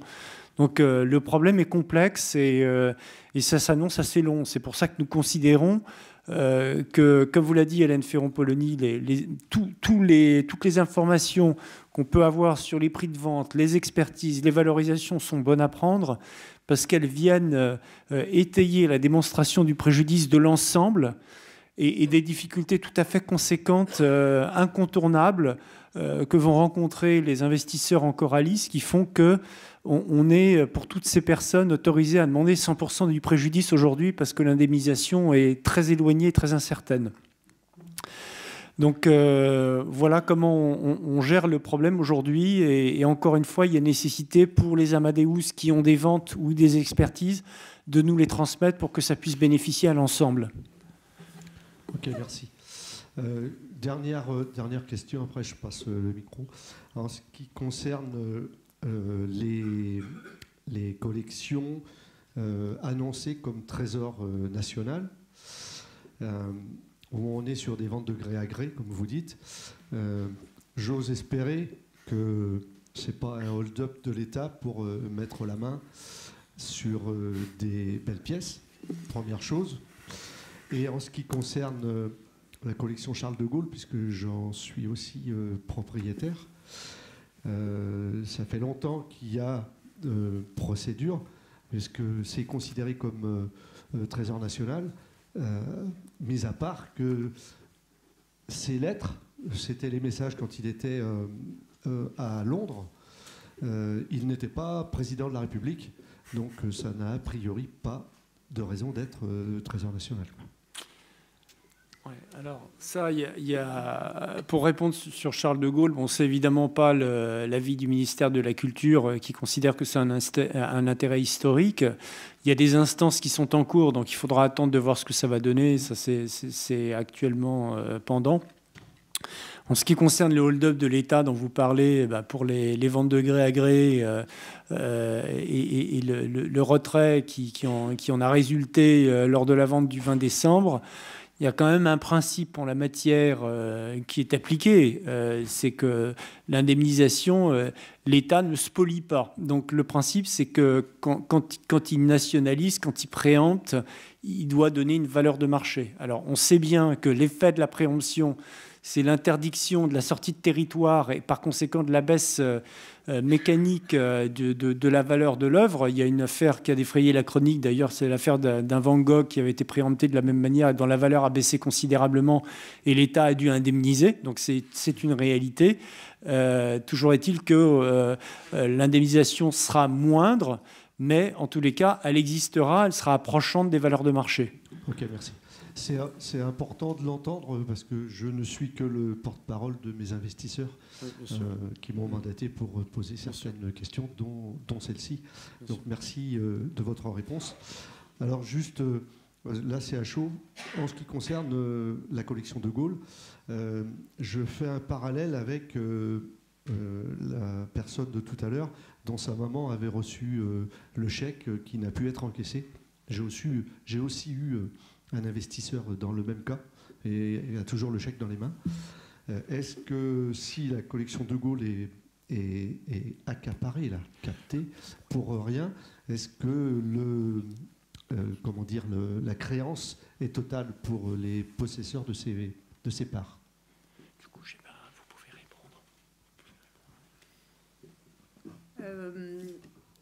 répondre. Donc, votre question est de savoir, sur un chèque qui a été émis et qui n'a pas pu être encaissé, si la créance porte sur la totalité du montant du chèque. Alors, non, je n'ai fait que le parallèle avec ça. Là, j'ai bien compris, vous aviez donné une réponse claire tout à l'heure à la personne qui vous avait posé cette même question. Je faisais le parallèle avec la collection de Gaulle qui pourrait être prise, vous le disiez vous-même tout à l'heure, pour, oui, bien sûr, c'est un préjudice. Est-ce que les possesseurs de parts de Gaulle sont dans le même cas que ceux qui ont le chèque et avec une créance totale? Évidemment. Merci. Évidemment. Puisque l'actif a disparu. Ok. Merci. Alors, madame, si vous avez une question, il faudrait ramener le micro, s'il vous plaît. Merci beaucoup.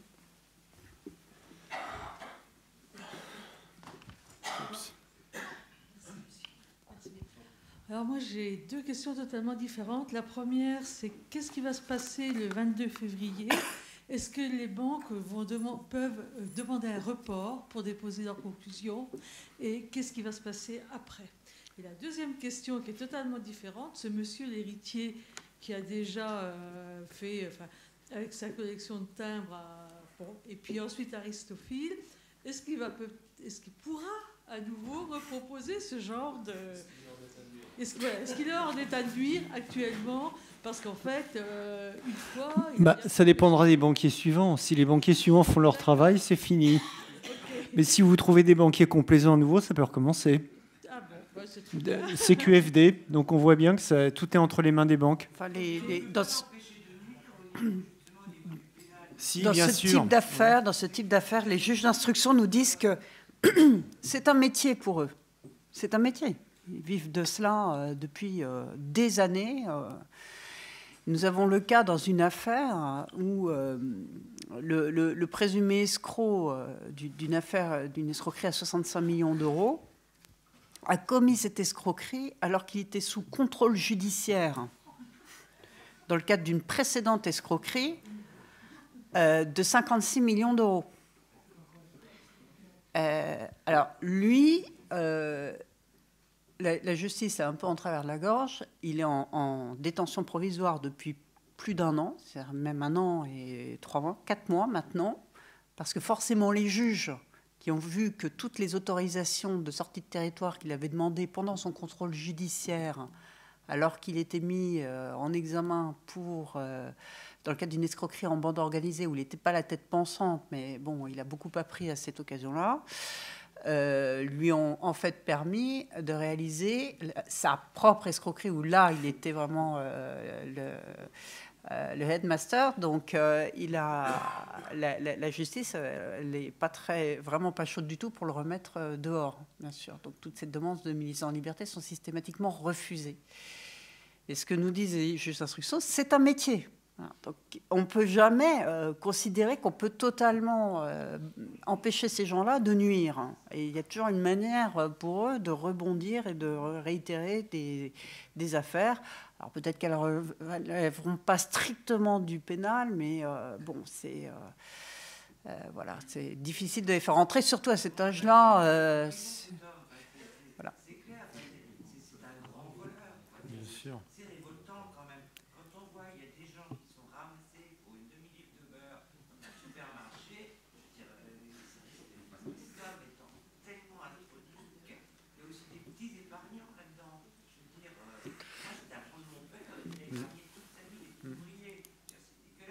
Oui, mais bien sûr, mais on est complètement d'accord avec vous, madame. Et évidemment, de votre côté, simplement, ce sont des lenteurs qu'on déplore nous aussi. Il faut savoir aussi quand les condamnations interviennent, mais il faut que les condamnations interviennent.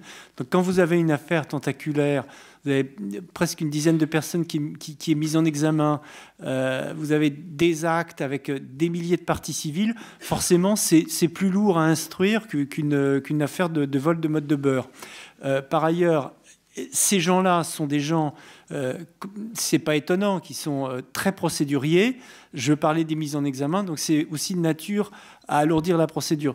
Maintenant, quand la procédure arrive à son terme, on ne doute pas que monsieur l'héritier sera condamné. C'est l'analyse que tout un chacun fait de cette affaire et la justice se prononcera dans ce dossier. Mais il sera demandé aussi à la justice de prononcer à son égard des interdictions d'exercer, comme ça se fait dans des affaires semblables, de manière aussi à l'empêcher de nuire. Pour cette raison-là, si d'aventure de futurs banquiers devaient à nouveau ne pas faire leur travail. Pour répondre sur la question de la procédure, effectivement, nous attendons les conclusions des établissements bancaires pour le 22 février 2018. Ils sont supposés déposer leurs écritures. Ils peuvent aussi demander un report. Et c'est le tribunal qui décide. Si vous voulez, nous, on peut expliquer que ça suffit comme ça parce que déjà, tous les incidents présentés précédemment ont beaucoup ralenti la procédure. Mais c'est le juge qui décide. Et après le calendrier, donc il y aura, quand elles auront déposé leurs conclusions, ça repartira dans les méandres de la justice, ou il y a 1 an, 2 ans? Alors, ensuite, donc évidemment, on sera présent à l'audience du 22 février. Bien entendu, s'ils n'ont pas conclu, on va demander une injonction, c'est-à-dire une forme de sanction de la part du tribunal. Ensuite, le dépôt de conclusion suscitera de notre côté des écritures en réponse également. Passé un certain délai, on fait en sorte de toujours respecter, d'aller le plus vite possible.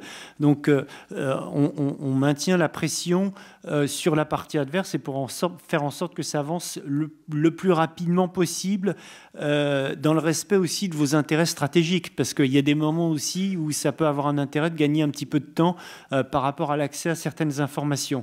Mais on est présent et on vous tient informé de l'évolution du dossier. On fait en sorte que ça avance le plus possible. Voilà. Merci.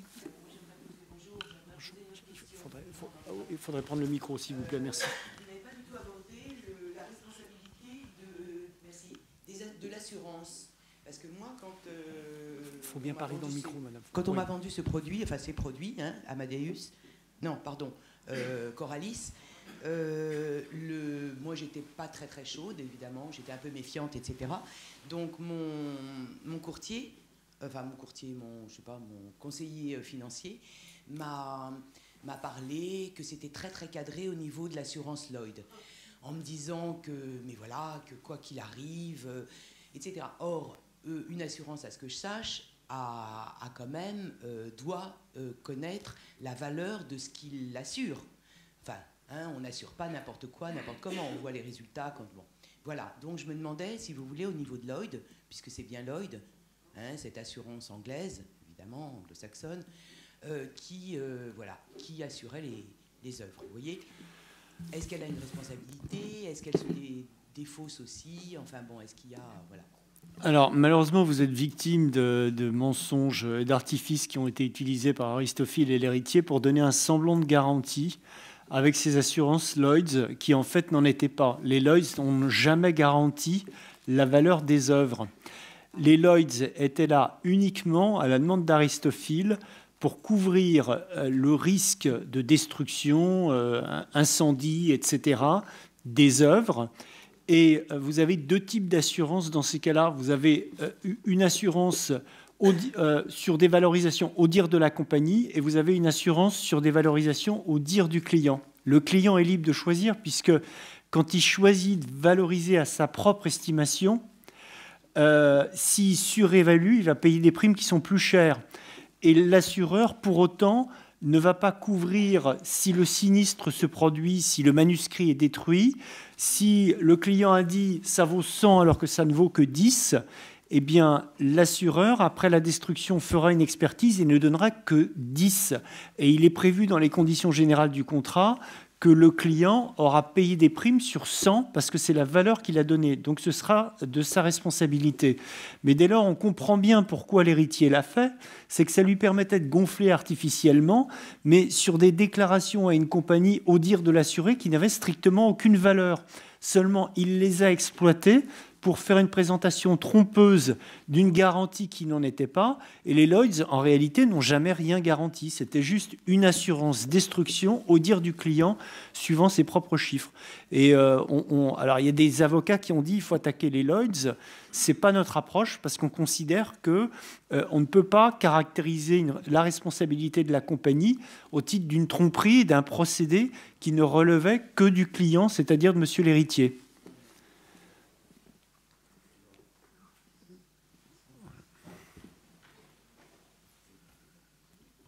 Moi, j'aurais une question pratique pour la suite des événements, c'est-à-dire si éventuellement, par chance, on arrive à une médiation, est-ce qu'il serait expédient de prévoir un lien entre vous et tous vos clients, c'est-à-dire un lien que personne d'autre ne pourrait court-circuiter, si vous voulez, par le biais d'un site sécurisé avec un code ou quelque chose de ce genre? Parce que si on parle de médiation, moi je pensais à la chose suivante. Si les banques proposent une indemnisation, il reste à savoir dans quelle mesure elle peut avoir lieu, soit en capital et intérêt. Donc pour vous donner une marge de négociation, savoir parmi vos clients qui serait partant pour une négociation à temps ou à un autre montant. Donc je pense que je voulais savoir si vous prévoyez éventuellement un site sécurisé pour vos clients pour pouvoir agir par sondage en quelque sorte et pouvoir faire autrement qu'une navigation à vue à l'égard des banques. Et éventuellement pouvoir communiquer avec nous et nous poser des questions précises.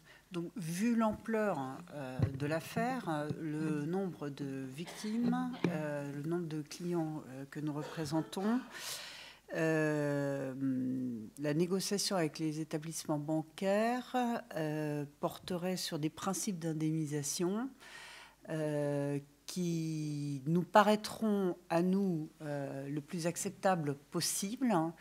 Et la décision de regrouper les victimes, la tarification, etc., inclut, si vous voulez, une nécessaire cohésion de l'ensemble du groupe en vue d'accepter des paramètres d'indemnisation qui seront sensiblement les mêmes pour tout le monde.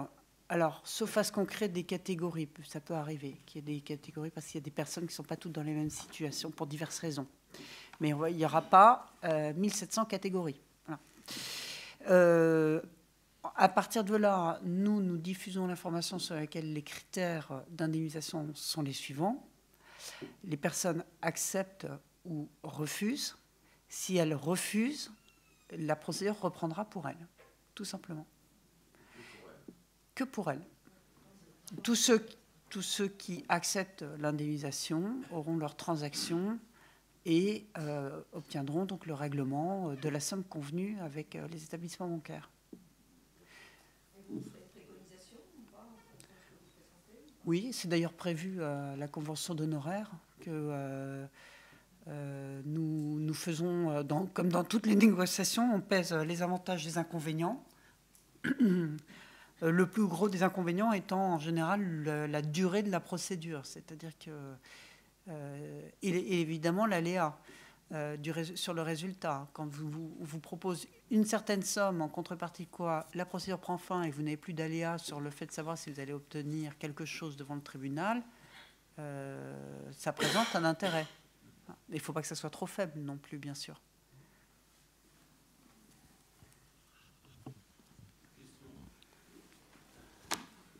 Et effectivement, on pourra tout à fait mettre en place à ce moment-là un modèle de communication crypté avec les clients, bien sûr.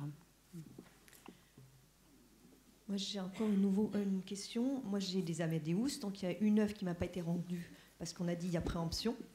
Mais moi, Agut m'a dit vous n'aurez rien parce que ça leur appartient. Je dis mais quand même, ils vont donner quelque chose. Donc le gré à gré, ils m'ont dit n'y comptez même pas. Et alors, pour vous dire du coup ce que ça vaut, du coup, moi, est-ce que déjà je dois vous donner cette réponse-là, qu'il y a une œuvre qui est déjà en préemption. C'est important. Et ce qui est bizarre, c'est que vous dites qu'il y a quand même un truc en gré à gré, alors qu'eux m'ont dit n'y comptez même pas. Ouais, ça, à chaque fois, vous avez un problème spécifique suivant l'œuvre en cause. Donc, on a besoin de savoir exactement ce qui s'est passé, les raisons pour lesquelles vous avez cette réponse. Donc, il faudra venir nous voir à l'issue de la réunion pour que comme les deux messieurs tout à l'heure, on puisse faire un traitement spécifique et enquêter pour vous donner une réponse adaptée. Voilà.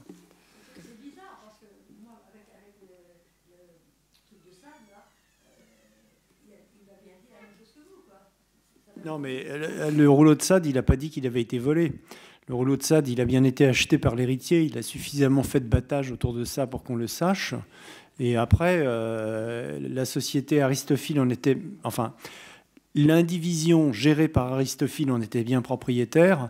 Et dès lors, la mise en vente conformément au souhait du représentant de l'indivision était légale. Donc il y aura de toute façon une indemnisation, une vente de gré à gré, le paiement d'un prix. L'État n'a pas le droit de spolier un propriétaire simplement parce qu'il a décidé de préempter une œuvre. C'est comme une nationalisation. Ce sont des problématiques qui ont été tranchées par le Conseil constitutionnel. C'est un droit constitutionnel. On n'a pas le droit d'être exproprié de sa propriété sans être indemnisé suivant une valeur qui doit être une valeur approchant des valeurs de marché. Oui, mais là, c'est un autre problème. On a besoin de regarder spécifiquement ce qui s'est passé avec cette œuvre. Donc là, il y a une difficulté quant à la propriété elle-même, apparemment. Ouais. Et alors, c'est juste, je ne suis pas sûre d'avoir bien compris, dans les histoires de banque avec les chèques, vous avez de toutes les manières, quelle que soit la banque, même si on sait qu'il y en a deux qui sont plus responsables, mais est-ce que le juge peut dire, pour ces banques-là, oui, mais pas pour les autres ? Ou est-ce qu'ils seront obligés de faire un truc groupé de toutes les manières ? Nous, on formule des demandes qui sont soumises à l'appréciation du tribunal. Donc après, il faut évidemment, on a des adversaires que sont la Société Générale et le CIC, bien sûr, qui vont s'en défendre, et bien sûr, qui vont nous dire, oui, mais Pierre-Paul Jacques a déposé son chèque à la BNP ou au Crédit Lyonnais, donc c'est pas nous. Évidemment, ils vont s'en défendre, et bien entendu, on va répondre qu'on considère qu'ils ont une responsabilité pour l'ensemble du préjudice, eu égard à la notoriété et au soutien qu'ils ont apporté plus que tout autre à la société Aristophil. Donc on aura ce débat-là, ce sera au juge de trancher. D'accord, mais ils peuvent faire du coup des différences entre les banques quand même. Ça fait partie des solutions qui sont envisageables. Mais on s'en défendra et le contentieux va évoluer encore au gré de ce qui va se passer, des échanges qu'on va avoir avec la banque. Moi, je voudrais continuer sur cette histoire de chèque, mais je fais partie certainement des personnes les plus nombreuses qui ne savent pas où a été encaissé le chèque. J'ai interrogé ma propre banque qui a fait valoir le secret bancaire, qui me dit non, on ne peut pas vous le dire. Donc je ne sais pas si c'est au CIC ou aux Bahamas ou je ne sais où. Donc je reprends votre question. Est-ce qu'on va me demander un jour de prouver que mon chèque a été encaissé par telle ou telle banque alors que je n'ai pas accès à cette info ?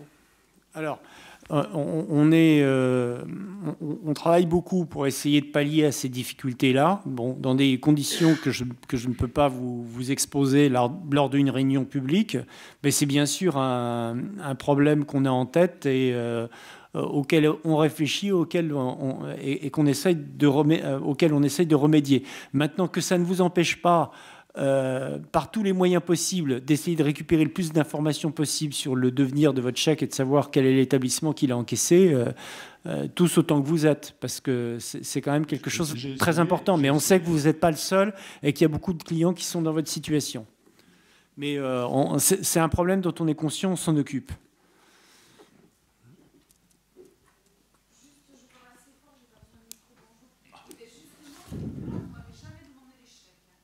Ah ben si, madame. Parce que, alors, madame nous dit, vous ne m'avez jamais demandé les chèques. Oui. Mais madame, moi je vous promets que oui. Pourquoi? Non, mais vous inquiétez pas. On va voir ensemble, on va vérifier. Mais la réponse est oui, on vous l'a demandé. Pourquoi? Parce qu'il y a une liste de pièces qu'on vous demande qui est en ligne sur le site internet depuis qu'on a pris en charge cette procédure. Et dans cette liste, vous pouvez vérifier à l'instant même, on vous demande le recto verso du chèque. Bah, alors après, les gens fournissent ce qu'ils peuvent fournir, mais nous, on ne peut pas forcément courir après chacun, et, vous comprenez, et relancer chacun. Mais la demande du recto verso et du relevé de compte sur lequel apparaît le débit de votre chèque, c'est demandé depuis le début, ça c'est sûr et certain. Voilà.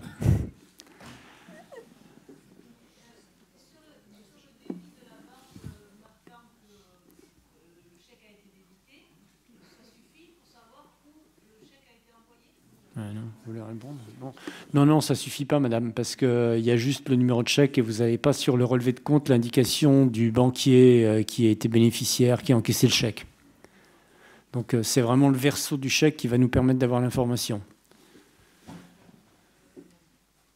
Oui, moi j'ai une autre question par rapport justement au chèque. Je suis surpris qu'on ne parle pas de la banque Palatine, parce que moi j'ai investi sur une période de 5 ans. Et l'ensemble de mes chèques ont été encaissés sur cette même banque. Elle est très présente, la Palatine. Vous voulez répondre? Oui. C'est vrai que la Palatine a été présente, effectivement, on l'a relevée, hein, parce qu'on a fait tout un travail de reconstitution des flux financiers. Vous avez raison. Maintenant, pour les raisons qui étaient exposées à madame précédemment, on considère qu'il y a des banquiers leaders et qu'ils ont une responsabilité sur l'ensemble des préjudices. Donc aujourd'hui, les demandes sont formulées contre eux. Voilà. Mais on a ça aussi, on l'a bien noté. Hein. Sur la question des versos de chèques, vous pouvez demander à votre conseiller bancaire s'il ne veut vous envoyer le verso du chèque, la copie du verso du chèque, parce que celle-ci serait présentée comme étant couverte par le secret bancaire. Vous pouvez lui demander, dans ces cas, de vous envoyer un courrier ou un email en vous indiquant ce qu'il y est écrit derrière. Certains ont obtenu l'information comme ça. C'est l'équivalent, c'est la même chose. Pour nous, c'est tout aussi utile. Donc, il y a des clients qui nous ont envoyé des emails de leur banque leur disant voici ce qui est écrit au verso de ce chèque numéro tant, il est écrit cela, au chèque numéro tant, il est écrit cela. Donc, que ce soit un courrier ou un email, ça nous convient très bien. Et ça peut permettre de débloquer les choses avec votre banquier qui ne vous en donnera pas la copie du verso dont il dit que c'est couvert par le secret bancaire, mais qui ne verrait pas d'inconvénient à vous écrire ce qui est écrit derrière. Ah oui, parce que tous les chèques sont scannés. En fait, quand vous posez une question à votre conseiller bancaire sur tel chèque, ce qui est devenu, par qui... il fait comme moi, là. Il se met devant son alerte et il dit « Oui, je sais. » Ah oui, je le vois. Voilà. Et c'est comme ça, dans tous les établissements bancaires maintenant, tout est scanné. Donc, Ils sont censés garder les informations pendant combien de temps?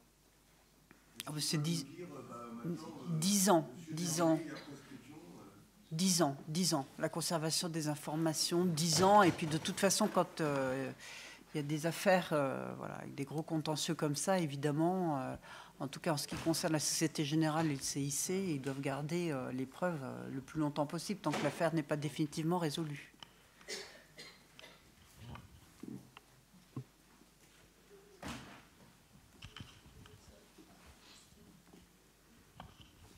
Alors, apparemment, il n'y a plus de questions. Ah si, monsieur. Toujours la même, en fait. Merci.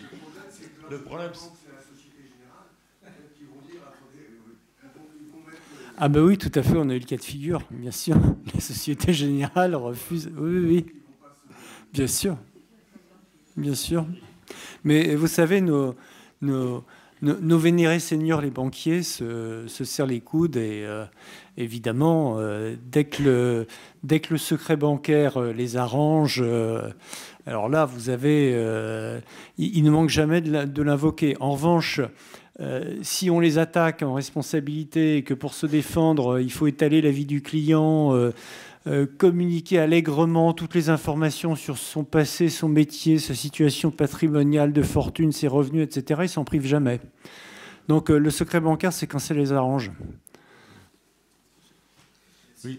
Si on a fait un règlement depuis la Société Générale, on peut invoquer qu'ils savaient très bien où ça allait. Oui, bien sûr.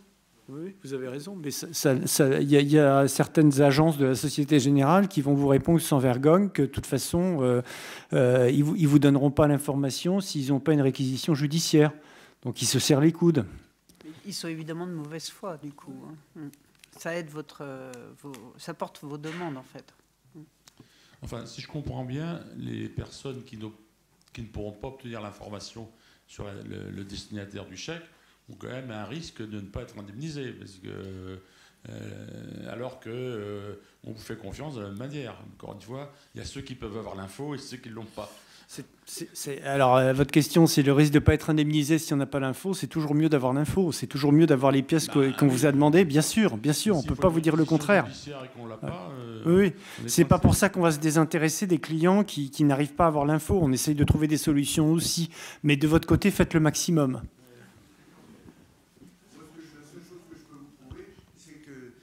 C'est que ma banque, c'est la Société Générale, et que la Société Générale, donc, a tout intérêt à me mettre des bâtons dans les roues. Bien sûr. Bon, le tribunal appréciera. Oui. Bien sûr.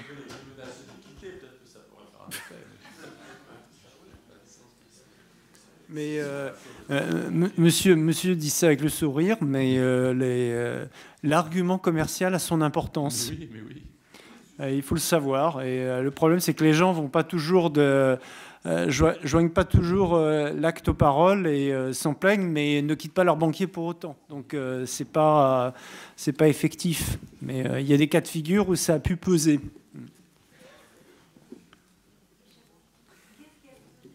C'est-à-dire qu'il y a des cas de figure où les menaces massives de victimes qui étaient très nombreuses, bon, localisées évidemment dans une région, il faut remplir certains critères, mais à partir du moment où les victimes sont soudées et outre les recours judiciaires qu'elles font, menacent de quitter l'établissement, de faire savoir à leur famille, leurs amis qu'il faut le quitter parce que le problème n'a pas été réglé, il y a des cas de figure où ça a pu peser. Alors bon, on n'est pas, c'est pas forcément des choses avérées de manière absolument certaine, mais on a le sentiment que ça a pu avoir une incidence sur le comportement de la banque par la suite. Voilà. Merci. Merci.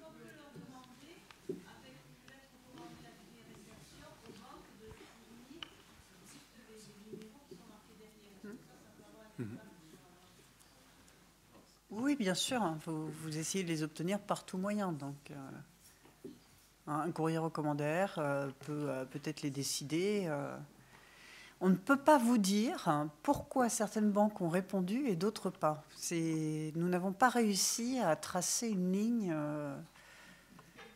Voilà. C'est le cas dans d'autres affaires. Vous pouvez, la Société Générale qui répond que c'est la Société Générale qui a encaissé, c'est arrivé. Et pour d'autres, non.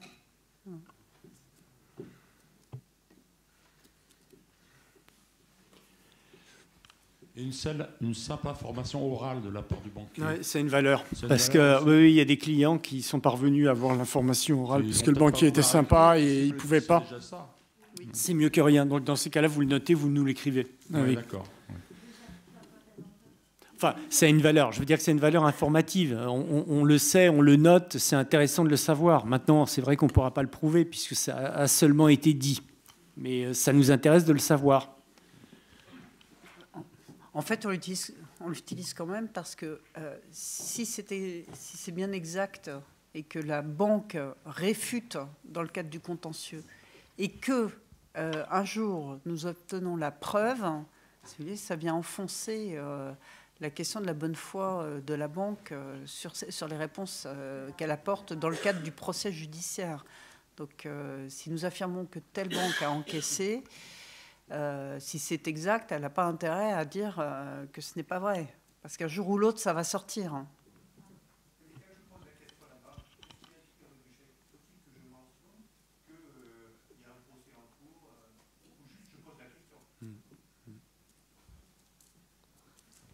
Alors, vous parlez de preuve par le chèque, mais en fait, en ce qui concerne la somme qui m'est due, c'est une reconduction par contrat passerelle. Donc le chèque d'origine, c'était 5 ans précédemment, et là, il n'y a pas de chèque. Simplement, oui. Je me suis un peu démunie sur... heureusement, j'ai touché la plus grosse partie, mais j'ai reconduit un tout petit peu, en réalité, pour les amadouer pour qu'ils me donnent le gros chèque. Je vous dirais ça, je vous dis comme je l'ai senti, quoi. Donc maintenant, il n'y a pas de chèque. Qu'est-ce qui va se passer pour moi ? Ça, c'est vous êtes dans le cadre d'une passerelle, c'est-à-dire que votre investissement a été pour partie reconduit. Donc, on fait la demande en justice au titre de la reconduction, dont le préjudice est constitué parce que vous avez remis en capital, donc avec les intérêts de la collection précédente, sur la nouvelle collection et avec les intérêts contractuels qui sont rajoutés ensuite sur la nouvelle collection. Maintenant, si on peut aussi avoir le chèque initial avec le recto verso, essayez quand même de l'avoir.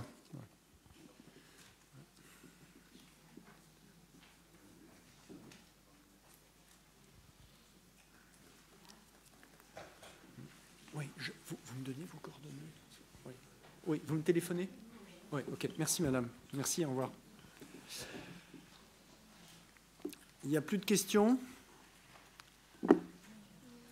D'accord. Bah, écoutez, la réunion est terminée. On vous remercie. À bientôt. Au revoir.